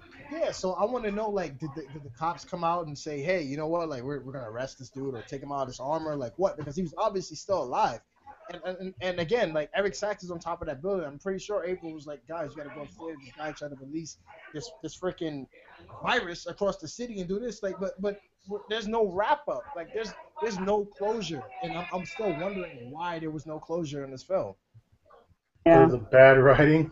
Because of the bad Basically, writing. yeah, it's just overall a terrible script, terrible dialogue. Everything about this movie was pretty much like they didn't even try. Like that's the thing that gets me. Like I know there's a lot of people out there like, what do you expect? It's a Ninja Turtle movie. It's like I expect a good movie. Like they can make one. Like, I want a movie that's maybe more like the comics. It takes itself more seriously. I don't Yeah. know. I feel No, like no, no. You're right. I mean, the first film was a Ninja Turtles movie, but it took itself seriously to an extent where there was actual drama. This movie, besides the fact that it was funny to an extent, I see no other benefit or anything good from this movie besides the fact of, in a business way, I can see how they can make a lot of money with merchandise. That's about it. yeah. Yeah. But that's the thing. Even the first original movie, like they could have approved on that too. Like nowadays, when it comes to like CGI, maybe they could have done a better job overall. When it comes to taking it more itself more seriously, making it more violent than it was Yeah. in the original movie, like you don't just approve upon it, like they've done with the superhero movies. Like the Batman films, they just got progressively, either better or worse, but then it went back to being better with the Hmm. Nolan movies. And Hmm. I feel like the Ninja Turtles deserve to have a movie that people can see and be like, that was a good movie. That's Yes. something that me as a Ninja Turtle fan, I am 110% proud of what they accomplished there and what the product they put out there. And I feel like they didn't even try with this movie. They just really just took the franchise and made it into a movie because they knew that was a quick, buck for them, and that's it. Like there was no heart in this movie. They didn't. It was just terrible. I guess they tried to focus, like they tried to focus on like the little dark side at the beginning, where I guess it was Raphael who threw a regular human foot soldier through a moving train car, and I guess they were like, Yeah, "Look, they're badass. Look, guys, they look." started off pretty badass, but then that went away. Yeah, but the overall story, like I think the original origin story is more dark than, oh, I find a book on karate. I have no like affiliation to somebody who died because of Shredder. Like Oh yeah, that's so definitely much right. darker and deeper than what they ended up doing Did you with all of them. did you notice? All right, first of all, like yeah, like you said, like the origin story here was just shit. Let's just be real, people. Like it was shit. There's no, yeah, I think it was no, it was shit. Like first of all, saying that there was such a big connection between April and the Turtles, like you take away from the lore. So much of that was April, being helpless and being found by the Turtles. and then building that connection. Now you're like, oh, when I was a kid, I had 4 pet turtles that I used to visit with my dad, and they were being experimented on. And oh, again, the whole TCRI ooze that she claimed to be of alien origin when she was little. Okay, now she said exactly like, oh, and that this is alien origin is Yeah. being put inside. Like we don't even know what the ooze is. Eric Sanchez is like, oh, we created the ooze. Like oh, you created it, and just no, stop stripping the story so much, man. Like it's there, just use it, and then I just didn't I couldn't stand when they were like April knew them when they were kids. It's just I mean like oh. It goes back to them complicating the story just because they want to. I mean, Mhm. a lot of people who defend this movie say, "Oh, but they changed the origin story from the comics, from the original movie, the '90s movie, from the cartoon, from the new cartoon, this and that, the new comic books. Like they always change the origin story." And I'm like thinking to myself, the thing that all these origin stories have been changed have consistently is that in one form or another, Shredder and Splinter have some relations to each other, Mhm. and Splinter has always been some relations to Japan and being in some relations to being raised as a rat, Mhm. learning karate, and that's how he mastered it. And it's always Well. been that April O'Neil's relations to the turtle has Mhm. been just because they, came across her when she was in danger, so they, Exactly. help her out, and that's how they developed their friendship. That's Exactly. always been the same in every single origin story, with little changes here and there. While this just completely tries to be different just for the sake, like, look, this is different because we want it to be different. Yeah, let's have April know the turtles when they become the turtles, and that should be cool, right, guys? Like pet turtles want to go out there and buy pet turtles now because they might become mutants now, huh? Yeah, we're so clever. Come on, man, you don't. If there's a story there and it's already working, you can add your own flavor to the mix, but make sure that you still keep intact with the original lore. Like you said, that there were different iterations of the Teenage Mutant Ninja Turtles. There were some slightly different origins. Some where Splinter was a human, and the mutagen came on him, and since he was interact, he was so much in contact with rats and things in the sewers that he became a rat by having the fur on him. There's also some where again, like he was just a regular rat who saw his master, learning kung fu, and he learned from his master. But then to now say that he was just a regular rat who was taken in by April and freed and let in the sewer And read a book and about read a martial book and arts. learned kung fu, and he's some. And here's the other thing. I don't know if the writers, because there were 3 writers here. I don't know if the writers are like, well, maybe we should have Slender do this, or maybe we should have him do that, or maybe he should be related to April, or maybe this, because when he meets April for the first of all, when Michelangelo mentions that they came across April, he's like, no, you have to find her. She's in danger, and I'm like, oh, there's a sense of urgency here. Like you definitely want to protect this girl, okay? Like, but then when they meet each other, it's like there's a slight, like a 5 second pause when he says, "You have your father's eyes," and they both stare at each other, and I'm like, "Are you guys trying to say that he's her father? Like, what are you trying to insinuate here, man? Like, stop it! Like, we get it already, man. Like, they're not related, but like, what was the long pause I there? don't think they were necessarily trying to insinuate that they were related. I think they were just Staring at each trying. other's eyes. Yeah, I think he was just trying to say something. Trying to draw that. They were trying to put a dramatic moment where there wasn't supposed to be that much. Like, they just made it really awkward. They tried to make it a moment where like he says, "Oh, you got your father's eyes, and father's dead. Sad moment. Okay." Like that's pretty much. I know that make me sound evil, but that's pretty much what they were trying to do. No, it's not like you say. When you say, It's like they tried to like put a little touchy feely moment where they probably shouldn't have been one. Yeah, and it felt touchy. completely flat. Yeah. A lot of Yeah. the touchy-feely moments just felt completely flat. Like when her dad died, I didn't care. I have to be honest, when Splinter got hurt, I didn't Mhm. feel absolutely nothing. I didn't care. I was like, okay, that Didn't, happened. didn't you feel like that was kind of forced, man? Why is Splinter getting hurt like near death? And then Yeah. they show like everything in slow motion, like the turtles are trying to lift it up, and Yeah, I didn't feel guys, anything for that. like when Leonardo's like, Dad, Dad, Dad, what are you doing? Yeah, like I don't care.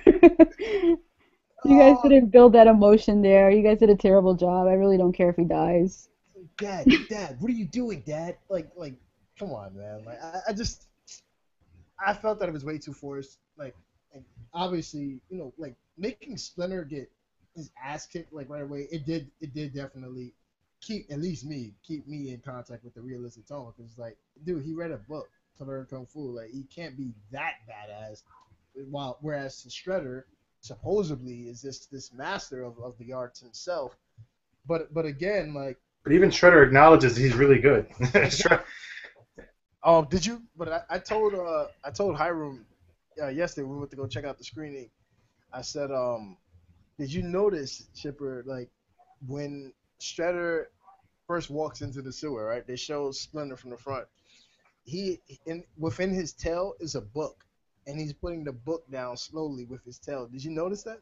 Yes, I did notice that. And I was like, dude, is that like the kung fu book? Like, are you trying to brush up real Uh, quick? right? Like, I was Cliff notes, Cliff notes. Let me read it quickly like, before we start this fight. it's like this guy looks kind of serious. Let me brush up real quick. I'm gonna put this down slowly. Yeah, you don't see nothing. You see nothing. Nothing. I honestly want to know what book that was because I know, like, you've seen those books at the book fair that teaches you karate, quote unquote, Mm-hmm. or kung fu or whatever, whatever martial arts that you want to learn. And those books are very limited as to what you can know. And normally they come in different, like volume one, volume Yes. two, Yes. volume three. So I'm like, what number of volumes do you have? Like, you have like the last one, which is teaches you like the best stuff, but you still don't know like the beginning stuff. Like, what book is that? Like, I don't What what understand. what books? What books? What book teaches you how to carve yourself out of wood with your size? Like when Raphael was doing that, I'm like, oh, he's just cutting the wood, and he stands back and it's himself like doing the Ralph Macchio kick from the Karate Kid, and I was like, Yeah. what? Like, come on, man. Like, So stupid. no. It's so stupid. The movie was so stupid. There was like, what did you? Here's this one major scene that I don't know if you guys had a problem with. Like, what did you think about them being bulletproof? Not just their shells, but when Raphael had the bullets in him in the front, he just yelled and pumped them back out, and the bullets flew back outside of him. Like, what did you think about How are Yes. they bulletproof? How? Shells break. It's not. that? The thing is that they were getting shot with those arrow things, and those things were actually they actually hit their skin and but yet the What you bullets, talking about? With the tranquilizer the in the beginning? tranquilizers, yeah, like the arrows actually Mhm. hit their skin, and there was a Wow. point where they were like like taking them off of themselves. I forget which one And he then was Yeah, doing. Raphael Ralph. did. Yeah, Raphael was doing that. He was like actually like brushing them off of his skin, and like But that can actually penetrate his skin, but the bullets can't. I'm confused. they made me. They leave us to believe that for some reason, all the bad guys hit shell. They did not hit skin because I guess their aim is too good or too bad. I don't know. Nah, they hit shell when they were breaking out of the compound because Yeah, Raphael he yelled in slow motion and the bullets flew out of his chest and I was like, yeah, but wait, so they all hit shell. Everyone was aiming for his chest. No one aimed at his skin. No one. I think there was a I need to rewatch it, even though I really don't want to.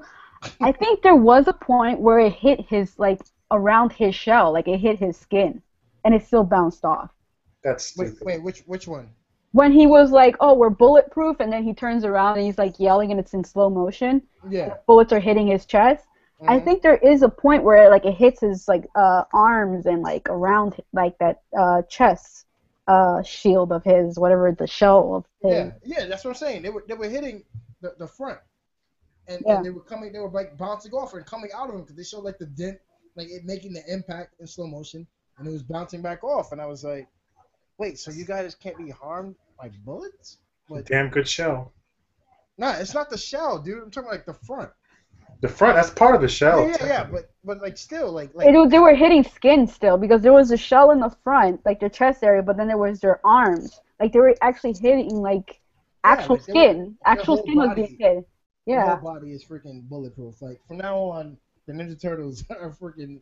They're like Superman now. Like they can't be harmed. So from now on, like if Shredder like decides to throw one of those blades at them, they could just be like, man, we bulletproof. Yeah, but yet the trank Yeah, how the arrows hell did like you were said, like able to how the hell did penetrate the their first skin.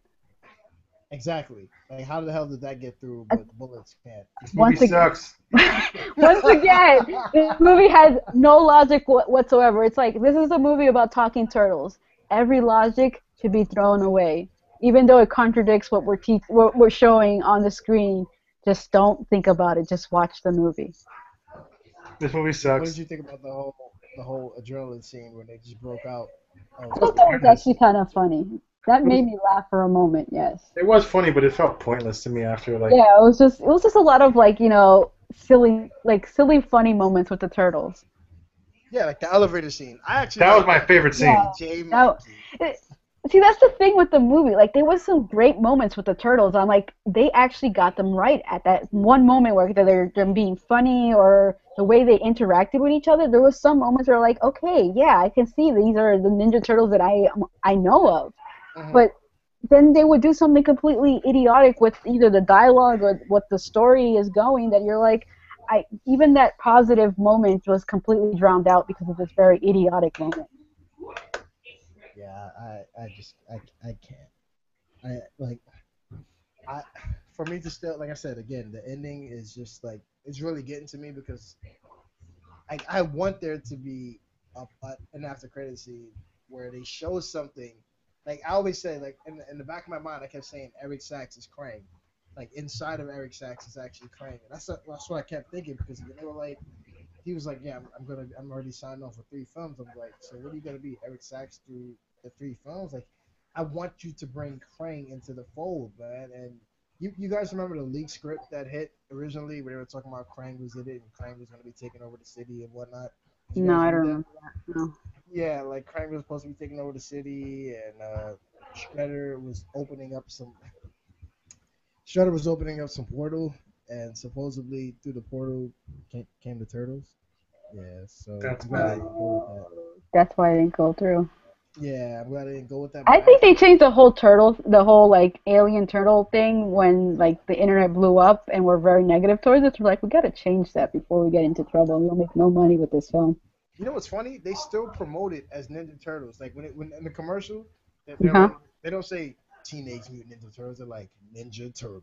You know what I'm saying? Yeah, even the font, like I have a thing here, like even the font, like Teenage Mutant, like it's really tiny, and then Ninja Turtle is like humongous. Exactly. It just kind of makes you wonder, like, did you guys really make that much of a change? Especially since, like, again, April's as a kid, it's like, oh, it's supposed to be alien origin, and they showed like within the canister there were like two things that looked like eggs. Did you guys notice that? Yes. Yeah, I So noticed that. that kind of made me wonder too. I was like, so what the hell? What exactly is this? They Is this? changed it. They changed the concept after we said hell no. Yeah, I feel like they changed a lot of the concept. Like, I feel like that you remember like supposedly Sack was supposed to be Shredder. Like that What? was like, yeah, you don't remember that? Like before they even showed that who Shredder was, they were kind of like implying that Sack was Shredder. No, Oh, I thought you he said said. Shaq. I swear I thought she said Shaq, yo. Like Now Shaq. that'd No, be good. no, Sack. Okay, yeah. He Remember said it. how they were doing that? Like I He feel said like it. he said that. Yeah, Yeah, he did say it. He said I am Shredder. yeah. And he took it back. He said I never said I'm Shredder. Lying bastard. I Yeah, still yeah, have. exactly. Yeah, he did say it. Okay, so Mhm. like the whole scene where we see the real Shredder talking to his not daughter, who is his daughter, during that one scene he beats up one of the Foot Clan guys. I Mhm. feel like that scene was just placed in there afterwards, like post production. Like let's throw this in there. Like I I feel like feel that. Maybe like I that. have an idea. I feel Maybe like that. I'm sorry, man. Go ahead. I was gonna say maybe Shredder was it was supposed to be like one of those cheesy like personality disorder kind of things where he is Sax, but then he's Shredder and he doesn't like multiple personality thing. And they just added at the end they just said, oh, this is not gonna work. So they added a couple scenes with this Asian dude playing Shredder. Yeah, I feel like they did that. I feel like last minute post production filming was thrown in there because people got upset when they found out who was going to be Shredder, and they're like, "That's not Shredder. Shredder's supposed to be Asian. What's going on with this?" Yeah, I mean they introduced the new scene in the final trailer where you see Eric Sachs talking. Yes. He's like, I'm taking your suit and I'm gonna upgrade it. They never showed that in the film, by the way. They actually cut that shit out. He never said it to Shredder. He said it when he was walking away, but it wasn't in that face to face scene where he's like, Yeah. "I'm taking your suit." They also never showed the scene where Eric Sachs is standing in front of the armor, and on the left side, looking forward, there's like this blue kind of corridor that's showing all these white lights, and it looks kind of like alien, like there's like some kind of ship or something. And I was like, oh, like when I first saw that, I was like, that looks pretty cool, man. Like, what the hell is that? But then they never showed that. They also never showed the scene where Abel's father takes the white plastic or sheet off of the TCR canister that's showing like the ooze leaking into something. Like I'm like, why did you guys show this in the commercial, but we don't get this in the screening? Like, are you gonna add this? That's why I keep saying, like, are these scenes gonna be added in the final movie? Like, did we see the real? It's more likely that those scenes were just deleted.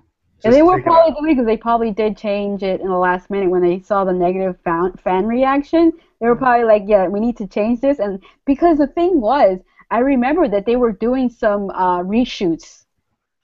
Yeah, yeah, Like they did actually. when was it? It was like in Go back. March or something like that. Around that time, March, April maybe. Yeah, They were yeah, doing they reshoots, did and I do feel reshoots. like those scenes with the new Shredder were being filmed, and the new scenes where Zack is talking about Shredder, or applying that he still exists, that he actually exists, were like put in afterwards. Like I have that feeling like they just changed a lot of stuff, and that's why a lot of things either don't make sense or just doesn't. It's just terrible. Yeah, I I really 100% believe agree. Sax was supposed to be Shredder, Yeah, I do too. I and honestly believe that was still there, and they just changed it because they saw the negative reaction online. They're like, "Yeah, we need to change this. If not, we're They not should going have to make just any changed. money off of this." They should have changed the whole film. I mean, Turtles. The movie got pushed back once. I still believe that they should have waited and said, you know what, guys, let's sit this one out for this year. Let's bring it out next year. Let's focus on the script and rework this because right now, looking like I just can't see like three people sitting around the table this and movie's saying, crap. yeah, I just can't see three people sitting around the table saying this story works. It's great. Let's go into production with this script. Well, I could see Like, Michael Bay doing Yeah, definitely. I mean, it. that's the thing because especially after how Transformers has already hit $1 billion, they're mhm. like, might as well. We have Michael Bay, and then people, regardless how the Transformer movies are, people are gonna flock to any of his films, and they're gonna make money when you attach. Like if you see like the trailers for all the for this film, Michael Bay's name is attached to all of it before the director is. Like, where's the director's name? He's nowhere there. But Michael Bay, produced by Michael Bay. Okay, so. They just probably didn't care. I mean, when the movie starts, automatically you see Platinum Dunes. This is the first You see thing. Yeah. Nickelodeon first. Stop Well, lying. Nickelodeon, and Platinum Dunes is bigger than the damn Ninja Stop Turtles hating, font. man. You see Nickelodeon first, then Platinum Dudes, man. And Platinum Dunes font is bigger than Ninja Turtles font. Tell me why.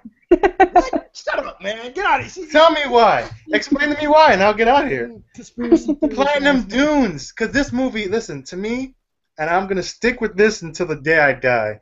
For this movie, this Hater. movie was vicariously produced by Michael Bay, I and I hate mean, her. he direct Look, he had such a say in this movie. And if you can tell me we're wrong, not getting into this Michael Bay stuff again, man. no, I'm just gonna say if it's prove me wrong, and I'm saying I'm wrong, and I'll say I'm wrong. I'll Look, be the first person to say I'm wrong. dude, we said this. We got into this discussion yesterday, man. I'm not getting into this on the podcast. It's gonna last too long, and I'm not trying to get into no Michael. We went a good hour without mentioning Michael Bay, and then here you go with the hey, Platinum Dunes was bigger. The sound was bigger than. Come on, man. No, you see, we're good, man. I mean, she did mention herself. She mentioned that he's marketed so heavily. If you're Yeah, using my name to market something so heavily, which means that you're banking on my name to make it successful, you better believe I'm gonna have some say in this movie, a lot of say in this movie. I have to agree. I think Michael Bay did have a lot of say in the film. I I don't know, believe man. so. I don't know. I just know three writers made this film suck. I don't know. And I also believe there was a lot of like very Michael Bay ish things in the movie, like the lens flare and just like the camera work was very Michael Bay ish. Um, Yeah. I felt like, did you guys want to see more pizza scenes between the turtles, or did you feel like, yes, like there yeah, was a lack of pizza scenes, and like there was one, two yes, scenes. there was two, exactly two, like the scene where they're doing the Hokusha scene, or they're doing that shit where Splinter has them Yeah, sleeping on The that, and punishment. then there's Then there's the And second scene when they're little and the pizza, right out of the 1990 film where the pizza falls on Splinter's head. They did that here too. yes. Oh, and of course the scene with April feeding them pizza, and that's about it. Oh god. Oh god. Oh god. Like how do you like why would you do that? So you're basically saying that April played a huge role in in the reason why the turtles are the way they are. Like at Yes. least for their love of pizza. And then you're like, well, they're like I said before, like they never focus on how the four brothers settled into their individual personalities. Like how did Donatello become such a geek? Like why did Raphael become so tough? Why did Michelangelo become the kid that was just like I do what I want, like I'm laid back, and why did Leonardo become so strict with his ways? Like we didn't get no backstory, and I would have loved to see that because even with the old Ninja Turtles cartoons, they explain that like the dude's got this way because of this. Like Michelangelo was just like this. Even in the 2000, I mean the one that came out Fox, not the live action one, The CGI one, right? the animated one. Yeah, the They, animated CGI one. yeah, yeah. I mean, they showed you like why these guys became the way they are. Like just to be like, hey, we watched a Gwen Stefani video. Like I guess that makes us cool. Like Take man, no come on. back, girl. It reminded me of the Deadpool Yeah, exactly, test footage. Uh, exactly. um, I think they just felt like people should already know who the turtles are, so let's not even bother going into more of a deep origins thing with them. So I think that's what it was. I don't know. This movie sucks. You So keep so saying that this movie sucks. so overall, we can agree that this movie was definitely not what we expected it to be. And Chipper, what would you give it out of 10? A one? Oh shit! Here's God okay. damn. Here's the thing. Like, I had really low expectations with this movie prior to like even seeing it from the trailers. Just knowing who was attached to it, like director wise, writing wise, Megan Fox being cast as April O'Neil, like all those things were like turnoffs for me. So I had really low expectations going into this movie, and for whatever reason, they managed to do a lot worse than I was expecting them to do. Like so much worse. So if I had to rate it out of 10, it's a one. It's a one. Damn. It, Oh it's a, wow! but yeah, like I don't know how they managed to like I, I disappoint me more than I thought they would. I think you can expect a call from Megan Fox pretty soon. Okay, that's fine. You object to your grade. Woo, she's gonna be upset. But She's gonna be like, shut the fuck up. I mean, uh, Hiram, what about you, man? I mean, I'm not gonna go as low as a one, but I can see how you can give it a one. I actually enjoyed the turtles' personalities, Mm-hmm. so because of that, I'm gonna give them a 4.5. I was gonna go for a three, man. Like, that, let me take that back. I'd go for like a two, man. Like, basically because I only love the turtles, man, and this was doing certain things. Speaking of, this one more thing I have to talk about. The beginning where the turtles or turtles, one of them, because we never find out if there are four that stopped the Foot Clan at the beginning. When they were robbing those crates by the dark, they showed whichever turtle it was climb up on top of a building, right? And I was like, oh shit, like his eyes are white.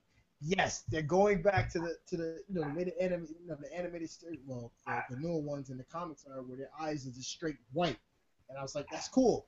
They're in dark, they're at night, and they're focusing on this. And then after that, we don't get any more scenes where their eyes are white. It's like, I don't what? really care about their eyes being white. I mean, I care about that. That's just like that's the first time it's been done. Like to see it, like when I first saw it, I was like, oh, that's cool, man. Like they're I showing like. the white eyes. And I find it weird how they showed us all this comic book stuff in the beginning and just completely didn't stay loyal to the subject matter. At all. Yeah, I have to agree with It's, that. it's like they showed us like, hey, this is your turtles you love. We're not doing that. They could have showed a clip from the 90s and been like, nope, not that. That's not happening either. Just get prepared. I mean, but the voice acting I felt was good as well, man. I like the voices, even like Michelangelo. yeah, Michelangelo was really, whoever that actor is, who I'm not sure who it was, he did an excellent job with Michelangelo. Michelangelo. It was Noel Fisher. I was very surprised by that Johnny Knoxville was a Ninja Turtle. Like, and I expected to like immediately say that's the dude from Jackass. Like I expect, and I did initially go that's the dude from Jackass, but I didn't like cringe like I expected every time he spoke. Hmm. 'Cause that's what I was expecting to do. I was expecting to cringe every single line. You played Like, Raphael, right? Huh? no, What did he... Knoxville was Leonardo. Leo. Oh, he was Leo? Hmm. Leo barely spoke in the movie, so that's Yes, thank interesting. you. So that's interesting that they had him be Leo. I would think he would be Raphael just because Raphael kind of had a kind of like a story arc to him that they would give him that. That's interesting. Oh my God, thank you. I'm glad I'm not the only one that realized that Leonardo, as the leader, didn't really have shit to say. Like, I was just Yeah, he hardly spoke. like, come on, man. What's the name? The guy who did Raphael's voice was Alan Richardson. He played on Smallville as Aquaman. Oh, okay, yes, he was also in Catching Fire. Yeah, exactly. Yes, I know who he is. He So actually did a very good job. yeah, as Raph, right? Yeah, he did. Yeah. I think the voice acting overall was pretty good. I think the For voice the acting was turtles. right. For the turtles. For For the the turtles. Winter, I was a little iffy on that. Like, why do you sound like an Asian man? You're not even Asian. What's going on? So, yeah, Tony Shalhoub speaking as doing the voice of Splendor was just like no, no. I can't stand Tony Shalhoub's voice, anyways. But as Splendor, when I first Hey, heard that, they were like, yeah, I Tony mean, Shalhoub's voice I is mean, Megan Fox wasn't even CGI, and her voice acting was horrible. her acting was horrible. Like this. She was bad. I mean, And guys, did you notice at the end of the movie during the credits they actually credited K. Todd Freeman as Baxter Stockman. He was the one black dude that was in the background when April was like doing her video. He was standing there with her father and Eric Sachs. He was in the background. You Yes, understand? I remember that he was supposed to be in the movie. I completely forgot to look for him. Yeah, he's there, but it's like when they credited him, I was just like, why? Like, Like the only people who would know that were like true Ninja Turtle fans who actually looked up the information. They wouldn't know that like, oh, that black guy is so and so. Like you would not yes, know. only true Ninja Turtles fans would know that, and they probably walked out by the time the first 10 minutes played. Yeah, yeah, man. but no, I don't even think true Ninja Turtle fans that didn't actually go to IMDb and look up the cast list would even know he was in the movie. Exactly. Like you're just So like, oh, some random black guy standing there, but yeah, that's you would never make that connection. I mean, maybe speculation later on, like thinking back to it, exactly. but like making that connection right away, no, that would have never happened. But why even like credit him if you're not even mentioning him in the film? Like they didn't mention like Baxter Stockman was working. Like Eric Saxon say, yeah, and Baxter Stockman was working. We don't even know what the hell happened to Baxter Stockman. Did he We die? don't know about the movie at all. Right? Yeah, there's no logic to it. And it's funny, the fact that you bring him up and I just remembered that he was in the movie kind of goes to show how his scene was like so forgetful. Like he didn't even say anything. He was just standing there. Like, He you could was see his there. face clearly. I was like, I noticed it the first time. I was just like, the black dude. I was like, oh snap, that's K. Todd Freeman. I was like, oh, wasn't he supposed to be Baxter Stockman? So why is he not mentioned? Like they didn't even again, Eric Saxon to say, yeah, and Baxter Stockman was doing this with the project. We should bring him in. And like Baxter Stockman probably died in the fire because Yeah. like what the hell, man? I'm sure he's there in a deleted scene somewhere that they had to take out because he probably I'm sure there's gonna be a lot of deleted scenes for this damn movie. yeah, he probably referenced Sack as Shredder, so they're like, we gotta delete that. Can't have that scene there. Yeah, this whole movie is just a mess. Like, oh, a mess. Yeah. Completely. So sequel? Would you guys go? No, hell no. Oh, I mean, like the fact that they mentioned that Casey Jones probably will appear in the sequel, which makes me excited because he's like one of my favorite characters from the Ninja Turtles. Mm-hmm. Not even that, like, can make me want to give this franchise I mean, they would just mess a Casey second Jones chance. up. Yeah, They'll make I him, know, like it'll piss me off. Like I'll come out of the theater like wanting to punch somebody like, after. Even they'll though make him a golf player. because You're going- Jonathan Lieberman said that there's a potential that Bebop and Rocksteady could actually come in for the second one. He said that he wanted to like he said he wanted to add in Casey Jones and Bebop and Rocksteady. I think that if they added in Casey Jones, I would like to see the not the Casey Jones from the the '80s cartoon, but also the Casey Jones from the comics, who his father used to abuse him and stuff and beat on him, and That's I too don't, I mean, I dark. don't, I They're don't not think they're gonna. gonna go with that. They're Yeah, not that's gonna too go. dark. Give up the dark, man. Give up the Yeah, dark. they're not come gonna on, go dark man. with this series. This series They're is not. definitely Just think comedy. what you want. Just think what you want, and know that they're gonna do the exact opposite. Exactly. That's why I won't. I'm like I'm done with this franchise. If this movie ends up making a lot of money and they greenlight a second movie, Hmm. I will not watch it. I honestly, this Seriously, movie, like, I mean, not I for paying. I mean, for screening. No, I won't even watch Scream. not even like I'm Really? honestly so disgusted with what they did with this film that maybe possibly this is the only way I will give it a second chance if when it comes out and the reviews are positive and people who I trust tell me, yo, this movie was off the chain, Not like even. I like don't. no, It's I not would fair. give it a chance. Like it was off the chain. It was like leaps and bounds better than the first one. Like whatever they did in the first one that was like horrible, they fixed Hmm. all those issues. Then I'll If be like, okay, I'll go see it. But if like off the bat, not knowing what it is, I will be like, no, I can't I, subject myself to that. I think if they come up with a sequel and the trailer shows me or gives me a reason to believe that they are retconning or changing things, like hey, Splinter was lying. He didn't just find the book. That book was given to him by his mentor, and he was in Japan, and his mentor knew karate. If they retconned and fixed things and found a way to do that, then I'd consider it. Yeah, the thing is, How? trailers are so misleading nowadays. They even That if is the true. trailer looks amazing, it Yeah, doesn't mean the movie's gonna be good. you're right. That is You're true. right. Completely right. That's what happened with this. I mean, like, to me, like, but Hiram, that wouldn't make sense, though, man. Like you It said, the wouldn't. master gave That's him what the I'm book saying. because I'm most likely not going to see this movie. That's my point. I'm not unless going to they see were the like some sequel. kind of like Japanese man was living in this, living in the sewers, and and he left the book there for Splinter or something. I No. don't know. Just I've been subliminally. I've been just putting this message into the minds of everyone listening to this. This movie sucks. I keep saying You keep saying it. That's right. it. I want everyone to know that, so they do not support this movie. Well, this will be up tomorrow, so people will be hearing about this. I'm Yeah. sure Megan Fox and Michael Bay will be calling us, and hey, they could join the podcast and tell us to shut the fuck up during the podcast. Imagine, imagine. I think That'd be fun. That'd be a short podcast though. They would both just say shut the fuck up and probably just log off. it'll be us telling them to shut the fuck up and don't ever Yep. do it again. And like, I think that if they get new writers, and I know you guys are saying that you won't come back for the sequel, but like if they get new writers, probably like a new director or something like. Those careers are gonna end.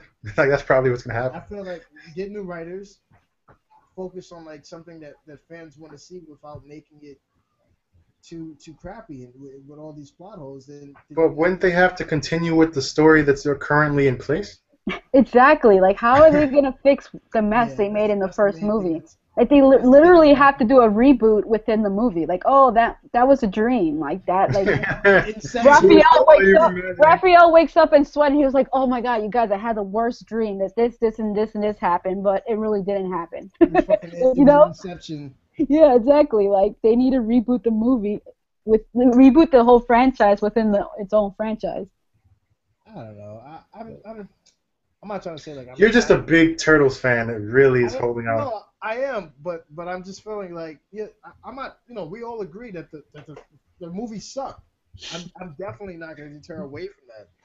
But what I'm saying is that you know if they come out with a sequel, if it does get greenlit for a sequel, and the sequel does look like they're like they have their feet grounded on an actual story, and they dismiss fucking William Fichtner because I don't know, then yeah, man, I'd definitely be interested because I want to see so much more, man. Like I Those want to see origins still Bebop and don't make Rocksteady, sense.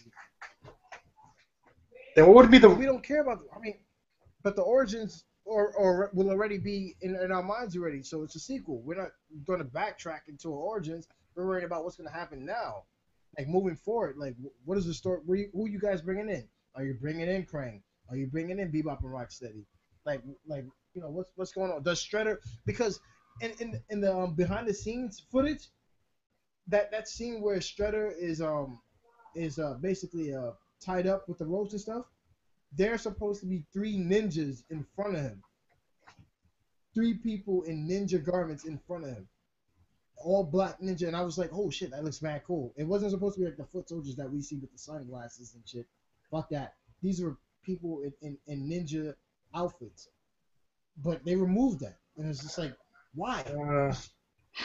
I think as long as Nickelodeon has it their way, But this is going to be Nickelodeon's done this way. animated series, I mean, the show for Nickelodeon is actually good, man. And the foot soldiers are the foot soldiers. Mm. I Shredder just is don't. the I Shredder. have no hope in a sequel. No hope. I don't know. Yeah. But, all right, Uh, so that's a 4. I should be give it a 4. I'm sorry. I'm gonna say 4. I gave it a 1. And Yeah, I'm sticking to that. 1 is just for the turtles and them getting that right. That's the one. That's where the 1 goes to. I, I'm I'm definitely sticking with my I'm on 2. 4, and my grade is slowly dropping as like the time goes along. The more you Yeah, think about it, the more you hate it. Is how it Hmm. goes. yeah, I'm sticking with my 2, man. Just gonna rock out with that. So averaging out sucks pretty I much. actually did give it a 2 out of 5, man. I just thought about that. It sucks, man. Don't go see it. Do not just get the original movie. Yeah. Wait till they reboot it like 10 years from now. Yeah, exactly. If you go see it, it's gonna make money, and if it makes money, they'll continue on the series, and it won't get rebooted, and we won't get the Ninja Turtle movie that we truly want to see. Yeah, there will not be an Eric Sachs. Fucking Eric That's a Sachs. bad name, by the Like, way. who names their like Sachs? Like, like what? They had a sack of potatoes in front of them. Like this dude is like in Japan. Like his whole backstory was stupid too. He's like, I lost my father in the Vietnam I'm War. telling you, man, they added that whole thing in. He was supposed to be Shredder. Yes, exactly. I feel that too. I strongly believe that's what it was. This story doesn't even make sense. I lost my dad in the Vietnam War, and I was in Japan all alone, and I was looked at as an outcast. And then Shredder out of nowhere said, "Hey, I'm gonna take this little white boy in, and I'm gonna teach him martial arts." And then He became my master, yet he didn't teach him karate. he didn't teach me You anything. teach me how to use a gun. Eric Sachs didn't even speak Japanese to this. Exactly. At no point was he speaking Japanese. You would think he would be fluent in it. Like he probably didn't even understand what Shredder was saying. It was just like because it's not like he followed like when Shredder said something in Japanese, he would just like follow up with another part or something. He'd be like, yeah, so April, yeah, she's the one who knows. And then Shredder would be like, yes, so we'll move forward with the problem with the project. And then Eric Sachs would be like, yeah, so I'm gonna release the stuff over New York, all right? And then Shredder would start speaking English, and you're like, oh, okay, we're on the same page now. I got you. It's like Yeah, it's bad. that's how it was. Man. This Yeah, movie so sucks. so guys, that's it for today's podcast. I want to thank Chef Award for coming in on this podcast and talk about this horrible film. Thank you for having me again. Yes, of course, man. And guys, just you know, This I'm a movie big Turtle sucks. fan. We all are. Yeah, it's just like everyone said. This movie sucks, dude. Like if you go to see it, have someone else pay for you to go. Did it? And even then, just really don't. The story's horrible. It really is, and we're not saying this just to say it. Like we really mean it. It's not good. Don't go and expect. It makes Sarnado's story look great. it makes Tornado. it makes Sharknado's story look great. That's how bad that story is.